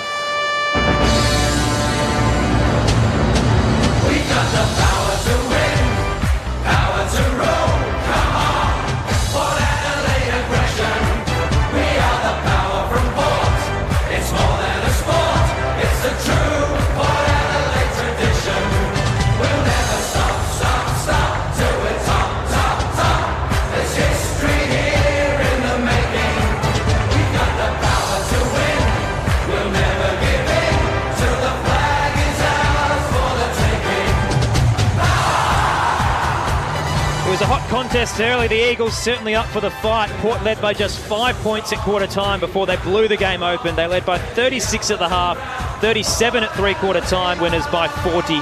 Jeremy Finlayson had 5 goals, 2 to Burn-Jones, Rosie, Rioli and Burton. Singles to Pau-Pepper, Drew, Lord. For the Eagles, 2 to Allen and Darling, 4 to Cully and 1 to Jake Waterman and Jack Petricelli. Connor Rosie had 29 and 2. Ollie Wines with 25 alongside Butters and Drew. Port Adelaide, eye off St Kilda on Friday night. After 3 straight wins, they beat the Eagles by 40.